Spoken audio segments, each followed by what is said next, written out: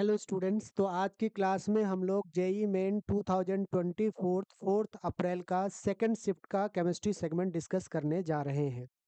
अब बच्चों, उससे पहले हम आपको जेई मेंस के लिए ये एडवाइस करना चाहेंगे कि जो बचे हुए समय है उसमें डेली एक मॉक पेपर सॉल्व करें और उसके जो आंसर है उसको एनालाइज करें। अगर आपके मार्क्स थोड़े से कम आते हैं तो परेशान नहीं होना है, जो आपकी वीकनेस है उस पर काम करना है और उसको नोट करके उन टॉपिक्स को फिर से पढ़ना है, फिर से समझना है। तो आइए लेक्चर स्टार्ट करें। उससे पहले यहाँ पे कोटेशन लिखा है, आसान विकल्प कठिन जीवन, कठिन विकल्प आसान जीवन। जब भी जीवन में आप आसान रास्ता चुनते हैं तो आने वाला समय आपका कठिन हो जाता है, लेकिन जब आप कठिन रास्ते पे चलते हैं तो उसके बाद का जो समय है वो आसान हो जाता है। तो यही जीवन का नियम है। जब भी कठिनाई मिले तो ये समझना कि आने वाला समय हमारा अच्छा होने वाला है। आइए क्वेश्चन डिस्कशन स्टार्ट करते हैं। और हमारा फर्स्ट क्वेश्चन है केमिकल इक्विलिब्रियम का। और क्वेश्चन क्या कह रहा है, the equilibrium constant for a reaction SO3 gas to SO2 plus half O2 gas. Kc given है, इसके लिए Kc गिवन है आपको, और पूछा है value of Kc for the reaction given below. इस रिएक्शन के लिए जो है Kc आपको निकालना है। तो बच्चों सबसे पहले गिवन क्या है ये नोट कर लेते हैं, उसके बाद इसको सॉल्व करते हैं। तो जो गिवन वैल्यू है बच्चों, गिवन वैल्यू क्या है, गिवन है इक्वेशन, और ये इक्वेशन आपको गिवन है SO3 gas, SO3 gas SO2 gas plus half O2 gas. ये इक्वेशन आपको गिवन है। और इसमें बोला क्या है बच्चों, जो दूसरा इक्वेशन है 2SO3 gas, 2SO3 gas plus O2 gas gives 2SO2 gas. इस इक्वेशन के लिए आपसे क्या पूछा है बच्चों, इक्विलिब्रियम कांस्टेंट Kc की वैल्यू पूछी गई है।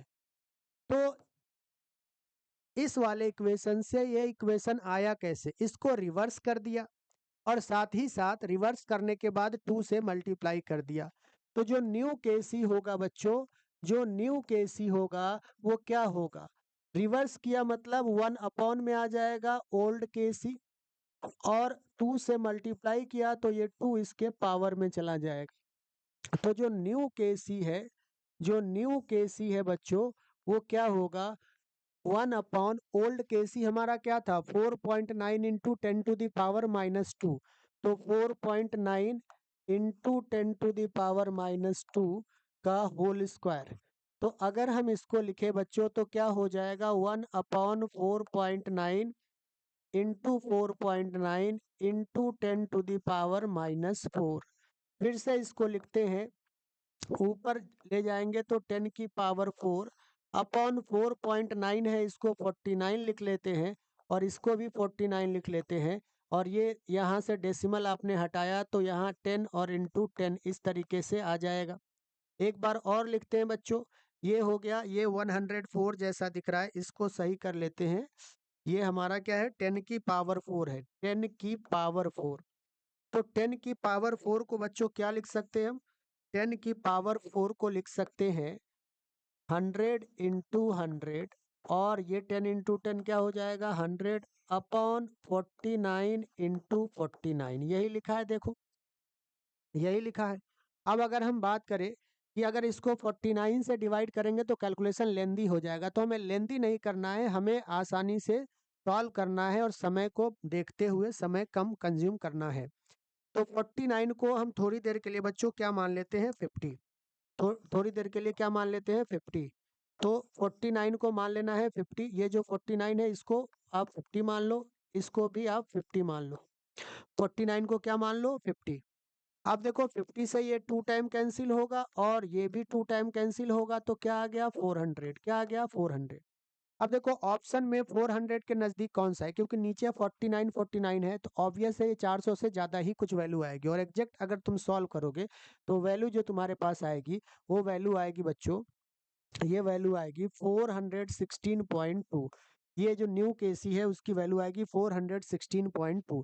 तो अगर हम बात करें हमारा ऑप्शन कौन सा करेक्ट हो जाएगा बच्चों, option number 4 sorry option number, हाँ ऑप्शन नंबर 4 हो जाएगा, और ऑप्शन नंबर 4 416 है, तो यही हमारा आंसर आ जाएगा 416। तो केमिकल इक्विलिब्रियम का सिंपल सा ही क्वेश्चन था, बस कैलकुलेशन था, और इतना भी कठिन कैलकुलेशन नहीं, अगर दिमाग लगाएंगे तो आसान है। इसको नोट करिए, फिर अगले क्वेश्चन पे चलते हैं। नेक्स्ट क्वेश्चन ऑर्गेनिक केमिस्ट्री का क्वेश्चन है, और क्या कह रहा है क्वेश्चन, इसको समझते हैं। देखो बच्चों, यहाँ पे एक कंपाउंड दिया है, और इस पे दो मॉलिक्यूल जो है यहाँ पे आपको डाइमिथाइल अमाइन दिया है, तो लिख लेते हैं पहले। यहाँ पे जो कंपाउंड आपको गिवन है वो कुछ ऐसा गिवन है, यहाँ पे बी आर लगा है, यहाँ पे बी आर लगा है, और यहाँ पे डबल बॉन्ड है, और इस पे दो मॉलिक्यूल है। पहले हम एक मॉलिक्यूल से रिएक्शन कराते हैं, Me2NH, Me मतलब मिथाइल। अब देखो, जब भी किसी रिएक्शन में ध्यान से समझना, अगर हमारे पास कोई रिएक्शन है RX, और इस पे अगर कोई न्यूक्लियोफाइल रिएक्ट करने आता है, तो जो न्यूक्लियोफाइल है वो बैक साइड से अटैक करेगा, यहाँ से X चला जाएगा, तो क्या आ जाएगा RNU प्लस X माइनस, ये रिएक्शन हो गया SN2। कौन सा SN2 होगा, R पे डिपेंड करेगा कि SN1 है कि SN2 है।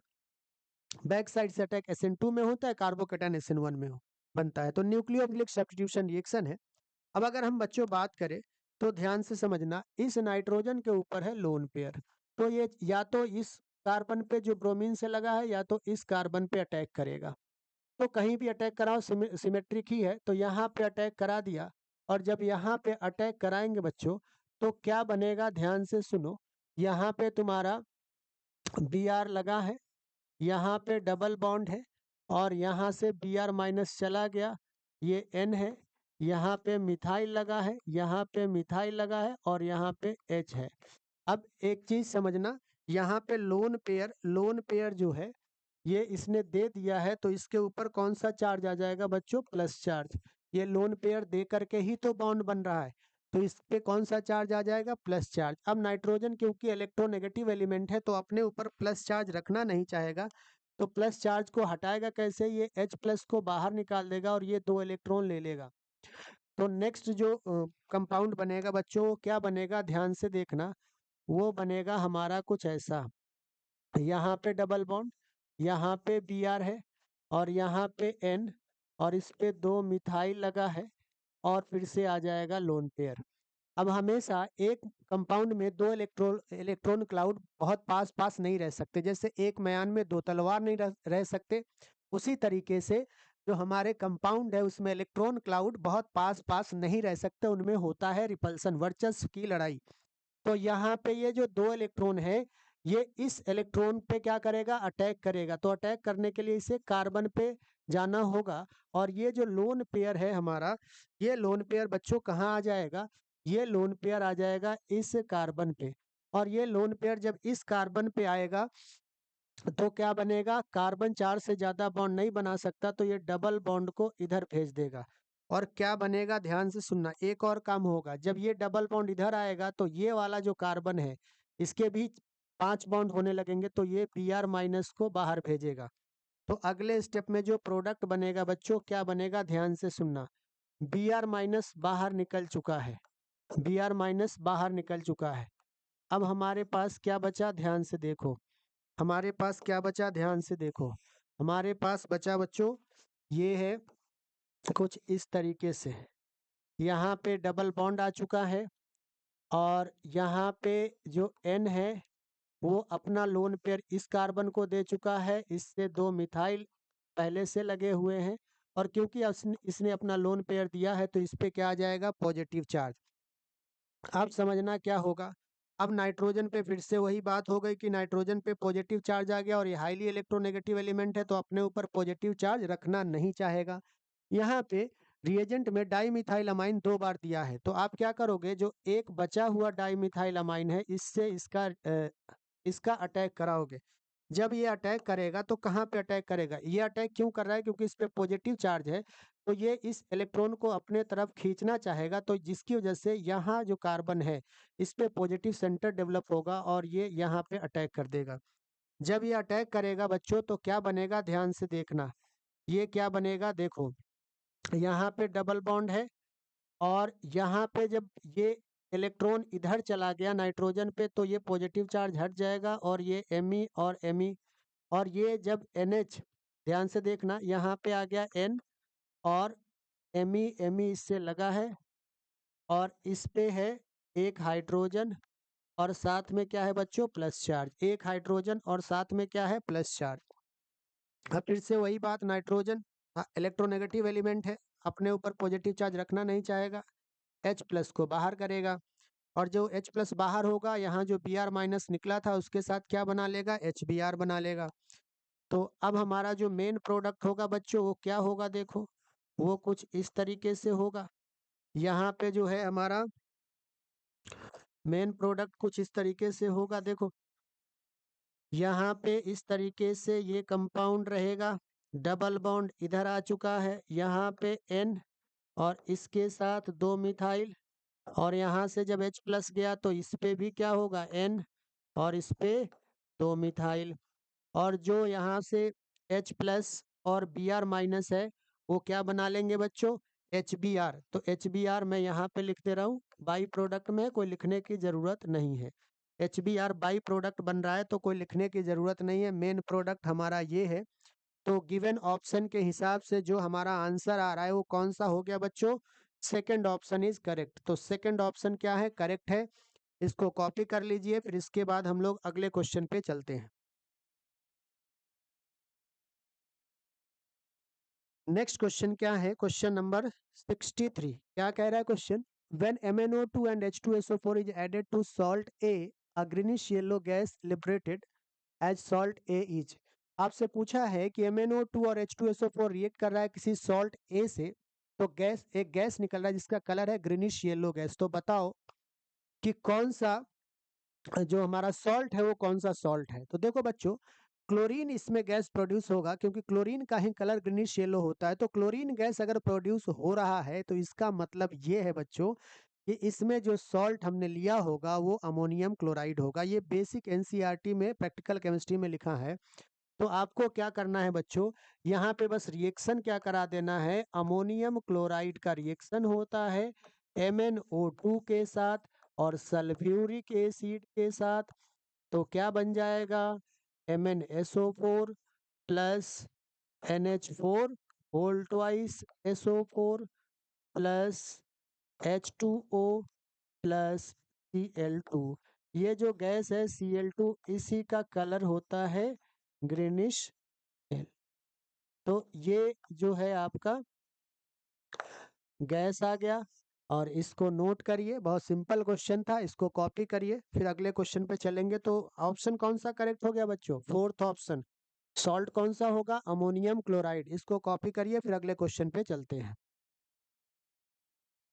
क्वेश्चन नंबर 64 क्या कह रहा है, क्वेश्चन नंबर 64, क्वेश्चन नंबर 64 कह रहा है the correct statement about hydrogen bonding. तो सबसे पहले बच्चों हाइड्रोजन बॉन्डिंग समझ लो क्या है। हाइड्रोजन बॉन्डिंग क्या होता है कि हाइड्रोजन जब भी दो मोस्ट इलेक्ट्रोनेगेटिव एलिमेंट के बीच में फंस जाए तो उस बॉन्ड को क्या बोलते हैं, हाइड्रोजन बॉन्डिंग। ऑप्शन को पढ़ते हैं, hydrogen bonding exist when H is covalently bonded to the highly electronegative atom. बिल्कुल सही है, जब दो इलेक्ट्रोनेगेटिव एलिमेंट के बीच में हाइड्रोजन फंस जाता है, ट्रैप हो जाता है, तो उसी को हाइड्रोजन बॉन्डिंग कहते हैं। तो पहला जो ऑप्शन है, सॉरी पहला जो स्टेटमेंट है वो करेक्ट है। अब दूसरे स्टेटमेंट को देखते हैं, intermolecular hydrogen bonding is present in ortho nitrophenol. देखो बच्चों, अगर हम ऑर्थो, पहले तो समझ लो कि इंटरमॉलिक्यूलर क्या है और इंट्रामॉलिक्यूलर क्या है। अगर हम बात करें कि दो मॉलिक्यूल के बीच में, इंटर स्कूल टूर्नामेंट क्या होता है, दो स्कूल के बीच में इंटरमॉलिक्यूलर हाइड्रोजन बॉन्डिंग मतलब दो मॉलिक्यूल के बीच में। तो अगर दो मॉलिक्यूल के बीच में हाइड्रोजन बॉन्ड बन रहा है तो उसको बोलेंगे बच्चों इंटरमॉलिक्यूलर। और अगर एक ही मॉलिक्यूल में हाइड्रोजन बॉन्ड बन रहा हो तो इंट्रामॉलिक्यूलर। जैसे हमने अपने दोनों हाथ को दो लोगों से मिलाया तो ये हो गया इंटरमॉलिक्यूलर, और अपने ही दोनों हाथ को ऐसे बॉन्ड बना लिया तो ये हो गया इंट्रामॉलिक्यूलर। तो ऑर्थोनाइट्रोफिनॉल को देखते बच्चों, ऑर्थोनाइट्रोफिनॉल हमारा क्या है, ये है ऑर्थोनाइट्रोफिनॉल, ये है ऑर्थोनाइट्रोफिनॉल। देखो ये है ऑर्थोनाइट्रोफिनॉल, ऑर्थोनाइट्रोफिनॉल। अब बच्चों अगर देखोगे तो इस वाले हाइड्रोजन पे पार्शियल पॉजिटिव चार्ज होता है और ऑक्सीजन पे पार्शियल नेगेटिव चार्ज। दो अपोजिट चार्ज अगर किसी फिक्स दूरी पे हो तो उनके बीच में अट्रैक्शन डेवलप होता है। तो यहाँ पे एक अट्रैक्शन डेवलप होगा और जिसकी वजह से ये हाइड्रोजन दो मोस्ट इलेक्ट्रोनेगेटिव एलिमेंट के बीच में फंस गया, तो ये हाइड्रोजन बॉन्ड बन गया। लेकिन ये कौन सा है, इंट्रा है या इंटर? देखो ऑर्थो नाइट्रोफिनॉल एक ही मॉलिक्यूल तो लिया गया है, तो एक मॉलिक्यूल में, सेम मॉलिक्यूल में अगर हाइड्रोजन बॉन्ड बन रहा है तो इसको हम बोलेंगे बच्चों इंट्रा मॉलिक्यूलर हाइड्रोजन बॉन्डिंग। तो डी वाले में क्या बोला है, इंटर मॉलिक्यूलर हाइड्रोजन बॉन्डिंग, तो ये गलत है। इंटर नहीं होता, ऑर्थो नाइट्रोफिनॉल में कौन सा होता है, इंट्रा होता है। तो ये गलत स्टेटमेंट हो गया। सी वाला क्या कह रहा है, inter molecular hydrogen bonding present in H. तो अगर इसमें हम बात करें बच्चों, जैसे हमारे पास HF है, तो देखो HF एक मॉलिक्यूल, HF दो मॉलिक्यूल, इसी तरीके से एक और मॉलिक्यूल ले लो। तो अगर हम बात करें बच्चों, फ्लोरीन हाइड्रोजन से ज्यादा इलेक्ट्रोनेगेटिव है, इस पे पार्शियल नेगेटिव, यहाँ पे पार्शियल पॉजिटिव, यहाँ पे पार्शियल नेगेटिव, यहाँ पे पार्शियल पॉजिटिव। दो अपोजिट चार्ज अगर फिक्स दूरी पे हैं तो उनके बीच में अट्रैक्शन डेवलप होगा और इसकी वजह से क्या हुआ है, जो हाइड्रोजन है दो मोस्ट इलेक्ट्रोनेगेटिव एलिमेंट के बीच में फंस गया तो हाइड्रोजन बॉन्ड बना। लेकिन ये हाइड्रोजन बॉन्ड दो अलग अलग मॉलिक्यूल में बना। मॉलिक्यूल, एक मॉलिक्यूल ये है और दूसरा मॉलिक्यूल ये है, और इन दोनों के बीच में हाइड्रोजन बॉन्ड बन रहा है, तो इसको बोलेंगे इंटरमॉलिक्यूलर हाइड्रोजन बॉन्डिंग। तो जो डी सी वाला स्टेटमेंट है वो कह रहा है कि intramolecular hydrogen bonding present in HF, नहीं, HF में कौन सा हो रहा है, इंटरमॉलिक्यूलर हो रहा है। तो ये भी स्टेटमेंट क्या लिखा है, गलत लिखा है। तो ये स्टेटमेंट भी हमारा क्या हो गया बच्चों, गलत हो गया। अब डी वाला पार्ट क्या बोला है, the magnitude of H bonding depends on physical state of the compound. देखो बिल्कुल जो हाइड्रोजन बॉन्डिंग है वो फिजिकल स्टेट पे डिपेंड करता है। अगर कोई कंपाउंड सॉलिड स्टेट में है तो उसमें हाइड्रोजन बॉन्डिंग की जो स्ट्रेंथ होगी वो ज्यादा होगी as compared to liquid state. तो जो फिजिकल स्टेट है, फिजिकल स्टेट पे हाइड्रोजन बॉन्डिंग डिपेंड करता है। तो इसके हिसाब से जो ऑप्शन हमारा है बच्चों कि डी वाला the magnitude of H bonding depends on physical state, बिल्कुल करेक्ट है। सॉलिड स्टेट में हाइड्रोजन बॉन्डिंग का स्ट्रेंथ ज्यादा होता है as compared to liquid state. तो आंसर क्या हो जाएगा, डी। तो ई स्टेटमेंट क्या कह रहा है, H bonding has powerful effect on the structure and properties of compound. क्या हाइड्रोजन बॉन्डिंग का इम्पैक्ट फिजिकल प्रॉपर्टी पे होता है, बिल्कुल होता है। फिजिकल प्रॉपर्टी कौन कौन से, जैसे कि melting point, boiling point, dipole moment, density, इन सबको हाइड्रोजन बॉन्ड इफेक्ट करता है। तो ई स्टेटमेंट जो लिखा है कि H bonding has powerful effect on the structure and property of compound, बिल्कुल करेक्ट स्टेटमेंट है। तो ई करेक्ट हो गया। तो इस तरीके से कौन कौन से ऑप्शन स्टेटमेंट करेक्ट हो गए, ए, डी और ई? ऐसा कोई ऑप्शन है, बिल्कुल सेकंड ऑप्शन है, ए, डी एंड ई। तो इसको कॉपी करिए, इसके बाद हम लोग अगले क्वेश्चन पे चलते हैं। नेक्स्ट क्वेश्चन क्या कह रहा है बच्चों, नेक्स्ट क्वेश्चन हमारा 65। नेक्स्ट क्वेश्चन क्या है, 65 ऑर्गेनिक केमिस्ट्री का क्वेश्चन है। और देखो इस क्वेश्चन में अगर हम बात करें एलिमिनेशन ऑप्शन से जाए, देखो हमेशा ना स्मार्ट वर्क हमें करना है। हमें ये नहीं करना है कि हाँ पूरा क्वेश्चन सॉल्व करना, नहीं, या पूरा करो या डायरेक्टली आंसर निकालो, नंबर तो उतने ही मिलने हैं और समय बचाना है। तो ध्यान से समझो, जैसे एक एल्कीन दिया है और एल्कीन से जो प्रोडक्ट बन रहा है उसमें दो कार्बोनिल ग्रुप आ रहे हैं। तो ऐसा कहाँ पे होता है बच्चों, ओजोनोलिसिस में। अगर आपको ध्यान है तो कहाँ पे होता है, ओजोनोलिसिस। ओजोनोलिसिस में क्या होता है बच्चों, ओजोनोलिसिस में क्या होता है, ओजोनोलिसिस के अंदर अगर कोई एल्कीन आप लेते हो और उस पे O3 जिंक और वाटर अगर ये डाल देते हो और हीट कर देते हो तो ये बॉन्ड बीच से टूट जाता है। और एक बार ये डबल बॉन्ड इस कार्बन के नीचे और O आ जाएगा, और एक बार डबल बॉन्ड इस कार्बन के नीचे और O, तो क्या बन जाएगा बच्चों, CH2 को थोड़ा ऐसे लिख देते हैं, CH डबल बॉन्ड O एक बार इसके नीचे आ गया और सिमिलरली एक बार इसके नीचे आ गया। तो इस तरीके से ये दो ग्रुप बन गए। क्योंकि ये साइक्लिक चेन है तो एक ही में दो कार्बोनिल ग्रुप आएगा। अब इसको समझते हैं, ये क्वेश्चन जो दिया है इसमें आपका इस तरीके का एक कंपाउंड है बच्चों, यहाँ पे डबल बॉन्ड है और इस पे ए कोई रिएजेंट डाला जा रहा है और ए रिएजेंट डालने के बाद जो प्रोडक्ट बन रहा है वो कुछ ऐसा बन रहा है, ऐसा बन रहा है। ये देखने में ऐसा लग रहा है बट क्वेश्चन बेहद ही सिंपल है। ये ऐसा बन रहा है। अब अगर हम देखें 2 कार्बोनिल ग्रुप आ रहा है बच्चों, तो इससे क्लियर है कि ओजोनोलिसिस होगा। तो इस हिसाब से तो 2 ऑप्शन आप पहले ही एलिमिनेट कर सकते हो। जैसे आपका ऑप्शन नंबर 2 नहीं होगा और ऑप्शन नंबर 3 नहीं होगा, ये तो पहले ही हट चुका। अब हम आते हैं फर्स्ट और फोर्थ में कौन सा होगा। अब इसके लिए सॉल्व कर लेते हैं। देखो क्या है कि अगर तुम यहाँ से बच्चों, यहाँ से अगर डबल बॉन्ड को ब्रेक करोगे तो क्या होगा।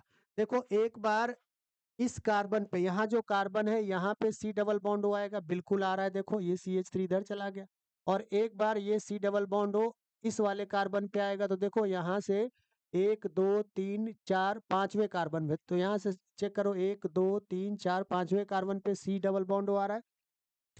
तो ए हमारा को क्या हो गया बच्चों, ए हो गया हमारा O3 जिंक एंड वाटर। क्या हो गया, O3 जिंक एंड वाटर। अब आगे क्या हो रहा है बच्चों, आगे क्या हो रहा है कि इस पे बी रिएजेंट डाला गया, और ये जो बी रिएजेंट है इससे बन रहा है सोडियम सॉल्ट, और एक एल्डिहाइड बचा रह जा रहा है। तो ध्यान से समझना, अगर sodium salt of carboxylic acid कहीं भी बन रहा है एल्डिहाइड एंड कीटोन से, तो कहीं ना कहीं उसमें हेलोफॉर्म रिएक्शन हो रहा होगा।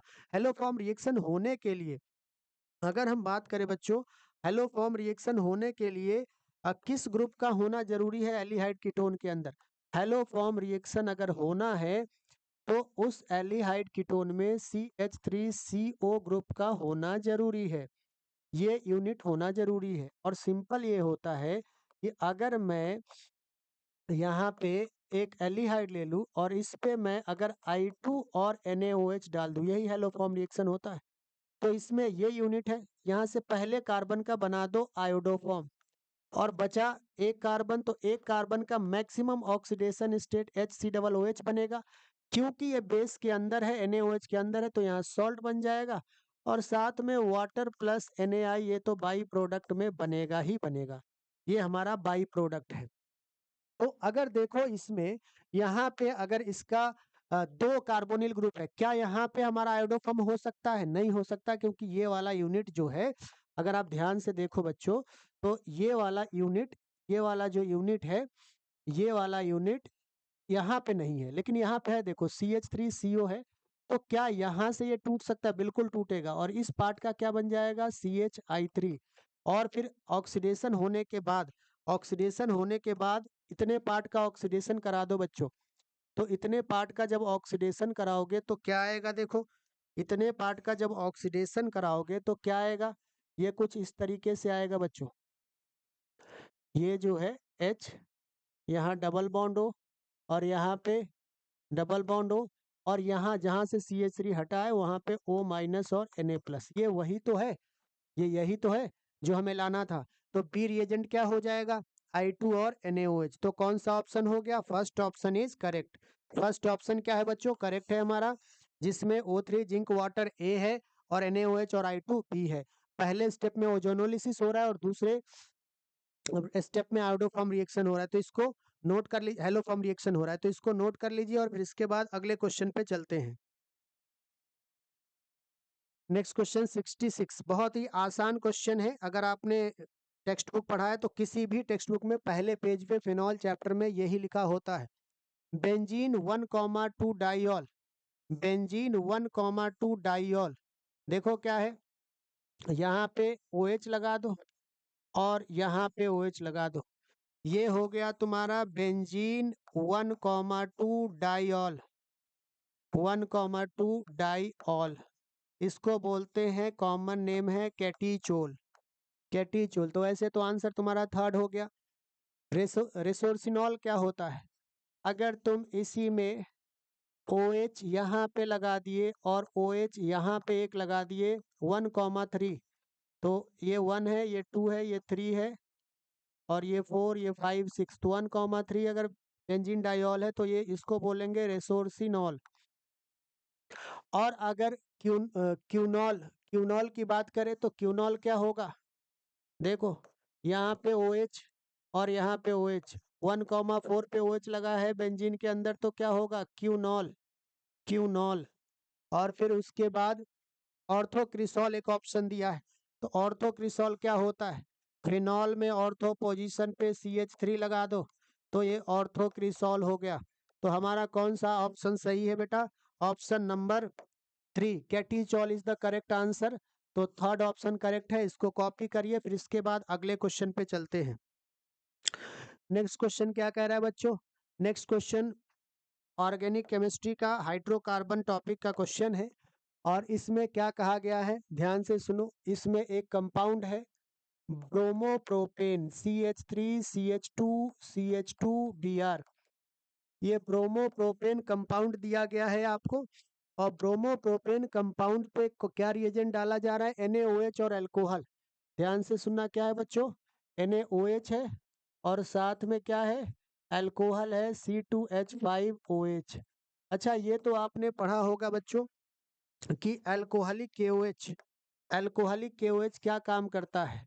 अल्कोहलिक KOH जो है अल्फा बीटा एलिमिनेशन कराता है। Alpha beta elimination. जिस कार्बन पे फंक्शनल ग्रुप लगा होता है उसको अल्फा कार्बन कहते हैं, और अल्फा कार्बन से लगा हुआ कार्बन बीटा कार्बन कहलाता है।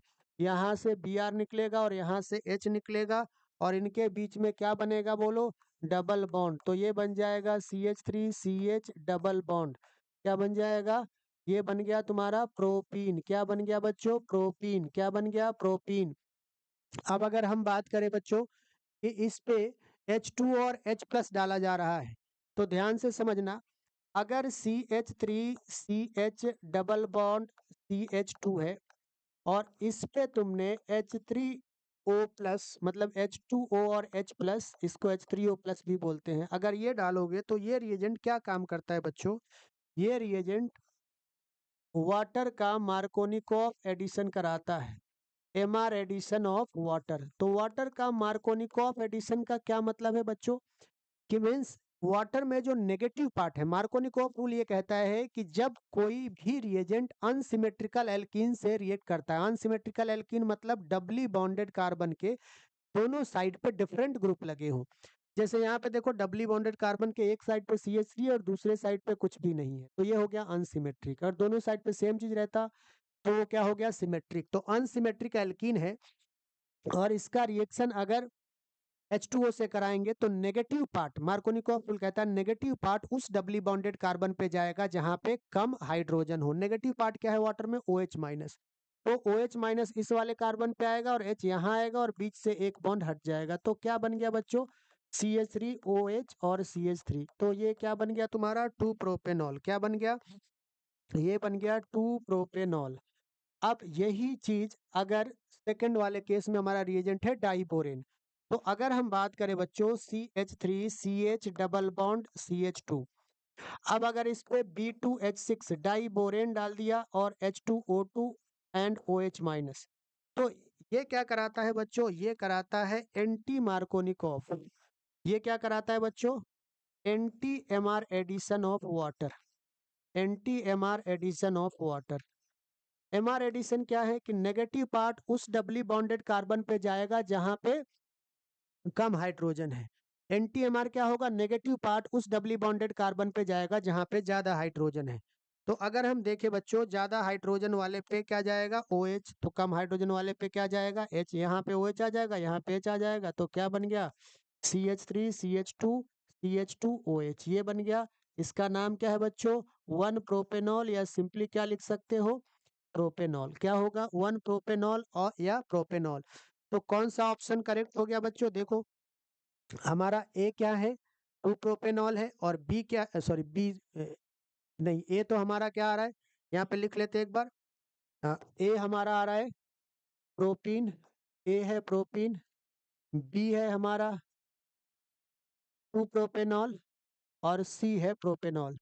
तो ए तो दिया नहीं ऑप्शन में, बी और सी पूछा है, तो बी हमारा हो गया 2-प्रोपेनॉल और सी क्या हो गया? 1-प्रोपेनॉल। कौन सा ऑप्शन है बच्चों? Option number second is correct. Second option correct है। इसको कॉपी करिए, फिर उसके बाद अगले क्वेश्चन पे चलते हैं। Next question number 68। 68 क्या कह रहा है बच्चों? ध्यान से समझना। 68 क्वेश्चन क्या कह रहा है? The adsorbent used in adsorption chromatography is. देखो, क्रोमेटोग्राफी क्या होता है बच्चों? क्रोमेटोग्राफी होता है कि जैसे कोलाइडल सॉल्यूशन है, मान लो कोलाइडल जैसे ब्लड ले लिया या इंक ले लिया इसको मान लो किसी सॉलिड सरफेस पे, जैसे कि कॉटन है, कॉटन में अगर आपने कुछ सॉल्वेंट मिला दिया और उसके ऊपर जो है आपने कोलाइडल डाल दिया, जैसे इंक डाल दिया, तो इंक में जितने भी कलर हो, जितने भी कंपोनेंट होंगे वो सब डिफरेंट कलर में टूट जाएंगे और कॉटन के ऊपर डिफरेंट कलर आ जाएगा। तो ये जो सरफेस के ऊपर जो प्रोसेस हुआ इसी को एडजॉर्प्शन बोलते हैं। और आसान भाषा में अगर मैं आपको समझाऊं तो जो आप मास्क पहनते हैं, मास्क में चारकोल की एक पट्टी लगी होती है जो आने वाले डेंजरस गैस को अपने ऊपर चिपका लेता है। तो सरफेस के ऊपर किसी चीज का चिपकना क्या कहलाता है? एडजॉर्प्शन। और देखो एडजॉर्प्शन क्या है? एडजॉर्प्शन में क्या होता है कि किसी भी सॉलिड सरफेस पे किसी गैस का चिपकना। अब जैसे कि हमारे पास यहाँ पे एक होता है एब्जॉर्प्शन, एब्जॉर्प्शन ए बी, ये ए डी है एब्जॉर्प्शन। एब्जॉर्प्शन में क्या होता है, यहाँ एब्जॉर्प्शन की बात नहीं हो रही है, इससे कंफ्यूज नहीं होना, एब्जॉर्प्शन की बात नहीं हो रही, ये नहीं हो रही बात। एब्जॉर्प्शन क्या होता है, जैसे स्पंज को पानी में डाल दिया और पानी को सोख लिया स्पंज, तो ये हो गया एब्जॉर्प्शन।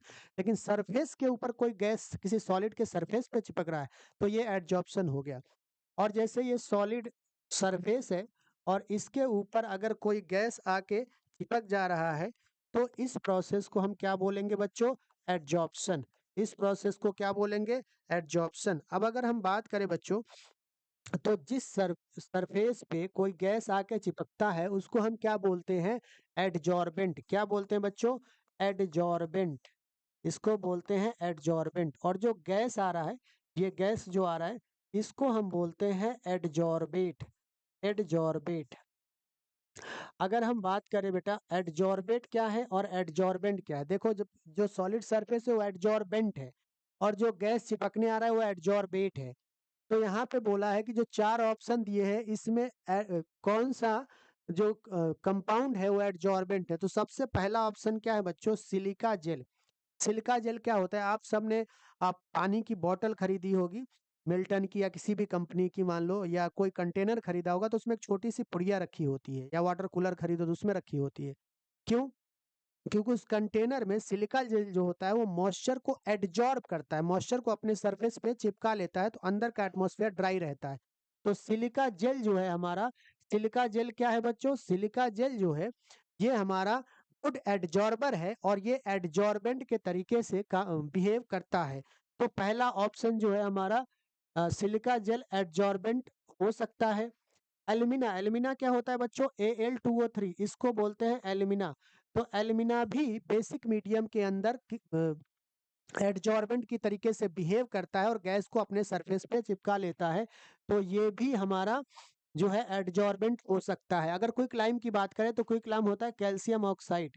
कैल्शियम ऑक्साइड क्या होता है? हाइग्रोस्कोपिक होता है, एटमॉस्फेयर में एक्सपोज करने पे मॉइस्चर को एडजॉर्ब नहीं करता, एब्जॉर्ब कर लेता है, सोख लेता है। इसी तरीके से मैग्नीशिया ये भी सोख लेता है, पानी को क्या करेगा? अब्जॉर्ब कर लेगा।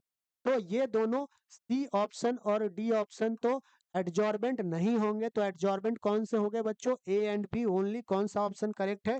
Third option is correct. तो इसको नोट करिए, अगले क्वेश्चन पे चलते हैं।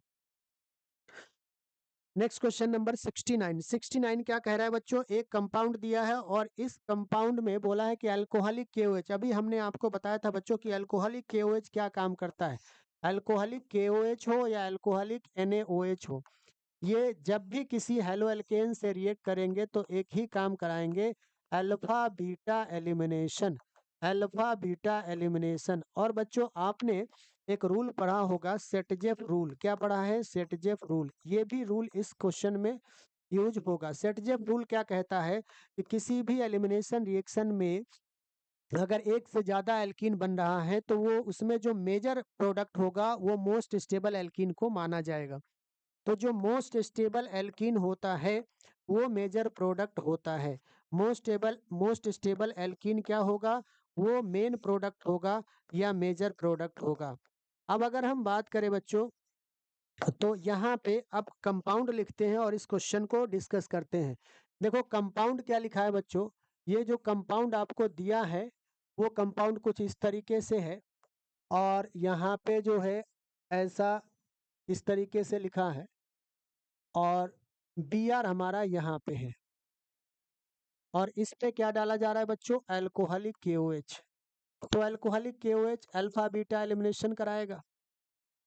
अब ध्यान से सुनना बच्चों, यहाँ पे जहाँ पे हैलोजन लगा है वो अल्फा और अल्फा से लगा हुआ बीटा, ये बीटा है, ये भी बीटा होगा, यहाँ जो कार्बन होगा वो भी बीटा होगा क्योंकि वो भी अल्फा से लगा है। तो अब ध्यान से सुनना, इस बीटा से हाइड्रोजन निकालोगे तो यहाँ पे डबल बॉन्ड आएगा, और इस बीटा से हाइड्रोजन निकालोगे तो यहाँ पे डबल बॉन्ड आएगा, और दोनों ही ऑप्शन में गिवन है। फिर से वही बात, दो एल्कीन अगर बन रहा हो किसी भी एलिमिनेशन रिएक्शन में तो जो मोस्ट स्टेबल एल्कीन होगा वो हमारा मेजर प्रोडक्ट होगा।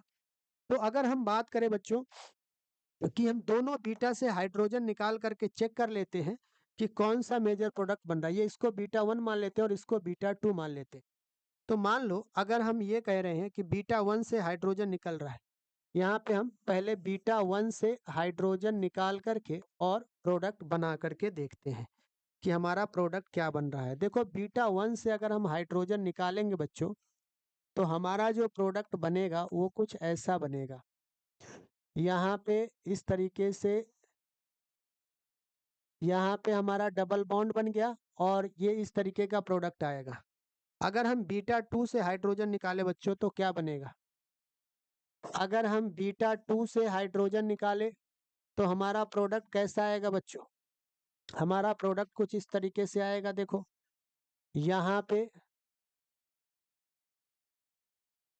ये डबल बॉन्ड आएगा।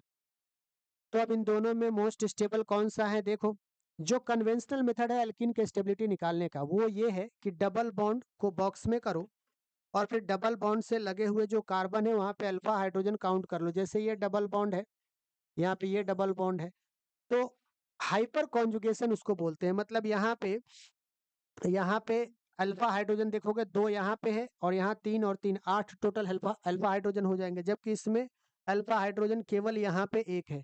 तो उस हिसाब से अगर हाइपर कॉन्जुगेशन के हिसाब से जाओगे तो ये एल्कीन मोस्ट स्टेबल दिखाई देगा। लेकिन हाइपर कॉन्जुगेशन नहीं लगाना है, इसमें क्या लगाना है, मेजोमेरिक इफेक्ट, क्योंकि यहाँ पे क्या हो रहा है, रेजोनेंस हो रहा है। यहाँ पे क्या हो रहा है, रेजोनेंस। देखो ये डबल बॉन्ड क्या है, रेजोनेंस में पार्टिसिपेट करेंगे, जबकि यहाँ ये डबल बॉन्ड क्या रेजोनेंस में पार्टिसिपेट कर रहा है, नहीं।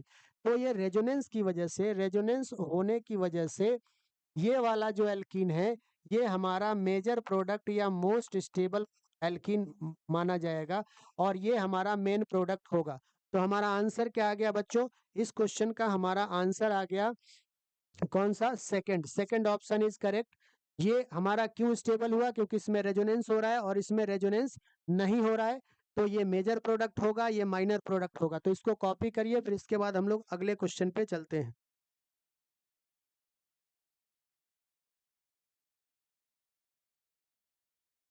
तो ये क्वेश्चन नंबर 70 पे चलते हैं और क्वेश्चन नंबर 70 क्या कह रहा है बच्चों, correct order of stability of कार्बो anion is. कुछ कार्बो एनायन आपको दिया है और इनके करेक्ट स्टेबिलिटी आपसे पूछा गया है। तो जब भी कार्बोकेटायन या कार्बो एनायन दे और उसमें लोन पेयर हो या नेगेटिव चार्ज हो और साथ में डबल बॉन्ड भी हो, तो सबसे पहला काम हम करेंगे कि उन कंपाउंड में एरोमेटिसिटी चेक करेंगे और जो एरोमेटिक होगा वो सबसे ज्यादा स्टेबल होगा। तो बच्चों सबसे पहले तो ये जान लो कि एरोमेटिक कंपाउंड होने के लिए क्या क्या क्राइटेरिया सेटिस्फाई होना चाहिए। तो अगर हम एरोमेटिक कंपाउंड की बात करें बच्चों, अगर हम एरोमेटिक कंपाउंड की बात करें तो एरोमेटिक कंपाउंड क्या होता है, देखो इधर मैं लिख दे रहा हूं aromatic compound. Aromatic compound, aromatic compound क्या होता है बच्चों, ऐसा कंपाउंड जो क्या हो, प्लेनर हो, एक प्लेन में हो, जिसमें 4n+2 से अगर हम पाई इलेक्ट्रॉन को कंपेयर करें तो n की वैल्यू 1 2 3 ऐसा कोई इंटीजर आए और उसमें कंप्लीट रेजोनेंस हो। रेजोनेंस का मतलब कि डबल बॉन्ड और चार्ज के बीच में सिंगल बॉन्ड का सेपरेशन पूरे मॉलिक्यूल के अंदर हो। तो ये कंपाउंड ये क्राइटेरिया जो भी कंपाउंड सेटिस्फाई करता है उसको हम एरोमेटिक कंपाउंड कहते हैं। अब अच्छा, इसमें से कोई भी क्राइटेरिया अगर कोई कंपाउंड सेटिस्फाई नहीं करता है तो उसको हम नॉन एरोमेटिक कहते हैं। और एक और होता है एंटी एरोमेटिक। क्या होता है बच्चों, एंटी एरोमेटिक। अब अगर हम बात करें तो एंटी एरोमेटिक कंपाउंड क्या होगा, ये भी प्लेनर होता है।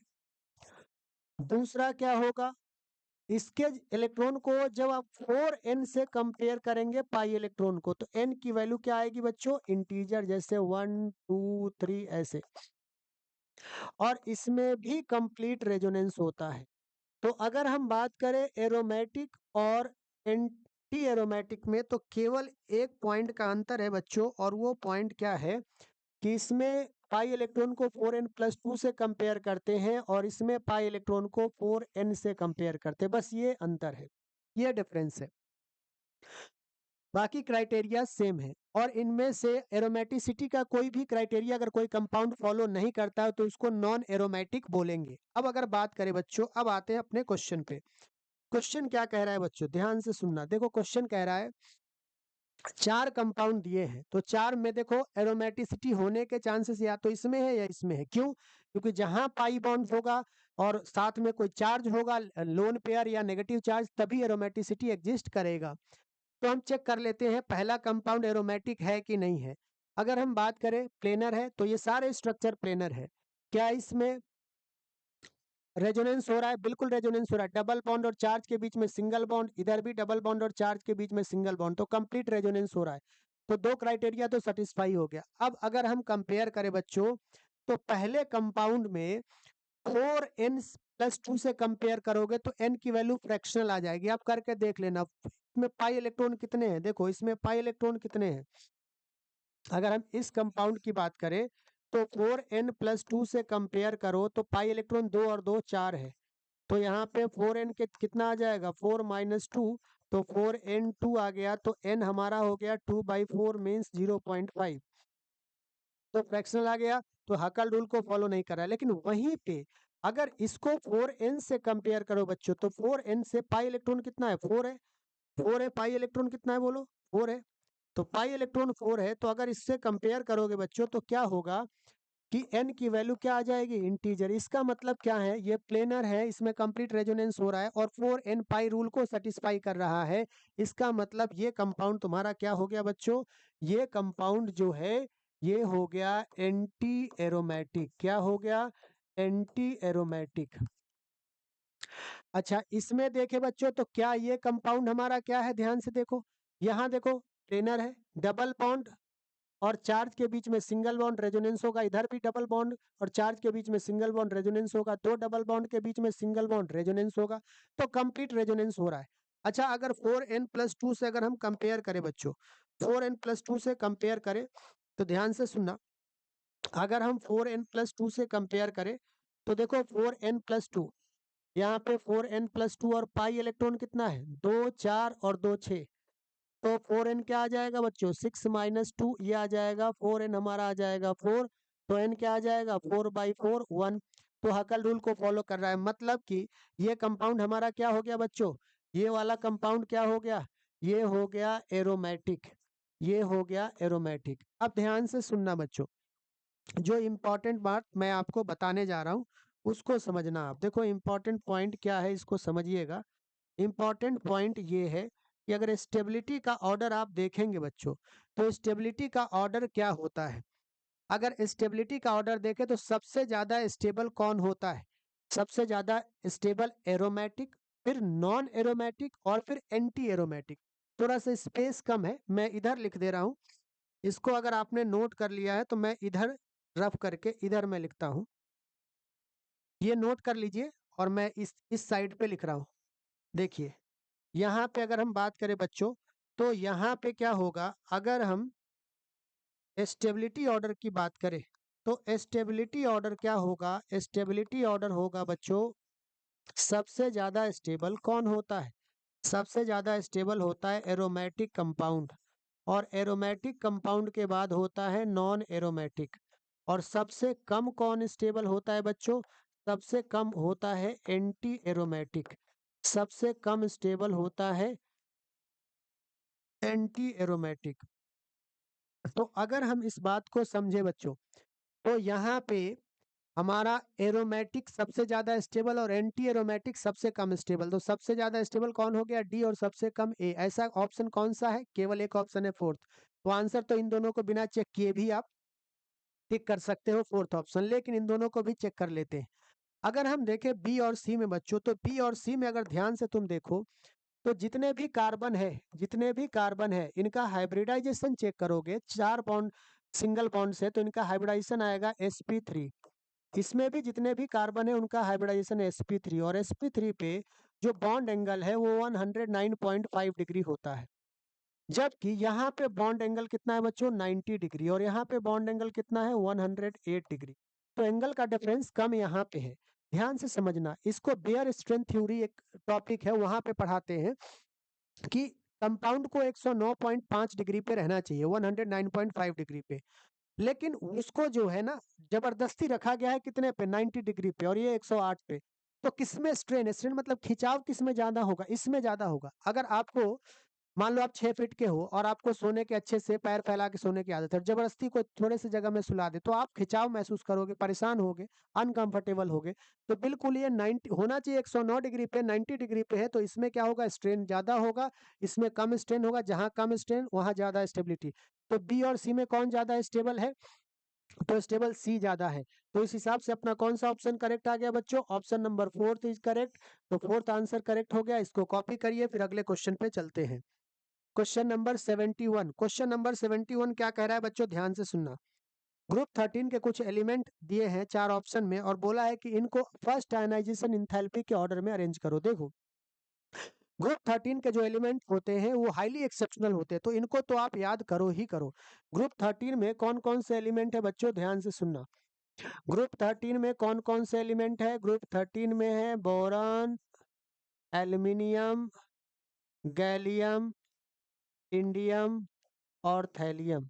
इसको अगर हम याद करें बच्चों तो कैसे याद करेंगे, यहां से आप याद कर सकते हो बैंगन,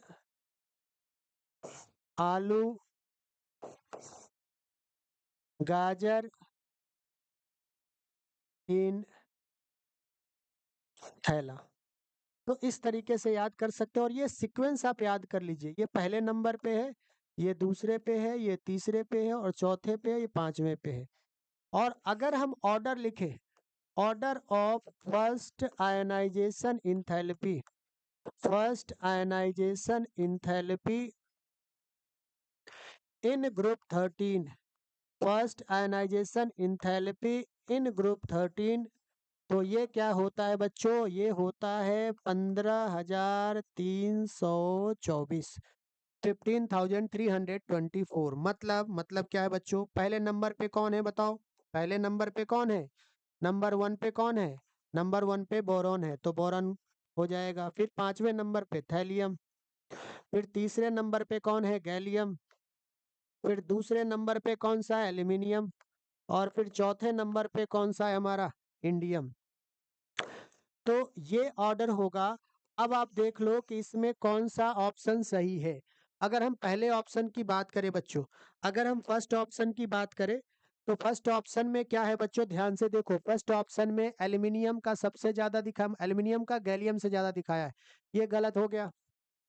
सेकंड ऑप्शन में गैलियम का एल्यूमिनियम से ज्यादा है, बिल्कुल सही है। और बोरॉन का सबसे कम दिखाया, ये भी गलत हो गया। यहाँ देखो बोरॉन का सबसे ज्यादा है, सही है। एल्यूमिनियम का ज्यादा है गैलियम से, तो एल्यूमिनियम का ज्यादा गैलियम से नहीं होता, एल्यूमिनियम का कम होता है, ये गलत हो गया। यहाँ थैलियम का ज्यादा है और थैलियम का ज्यादा है, फिर दूसरे नंबर पे गैलियम और एल्यूमिनियम, ये आंसर करेक्ट है। तो फोर्थ ऑप्शन करेक्ट है, इसको नोट करिए, फिर इसके बाद अगले क्वेश्चन पे चलते हैं।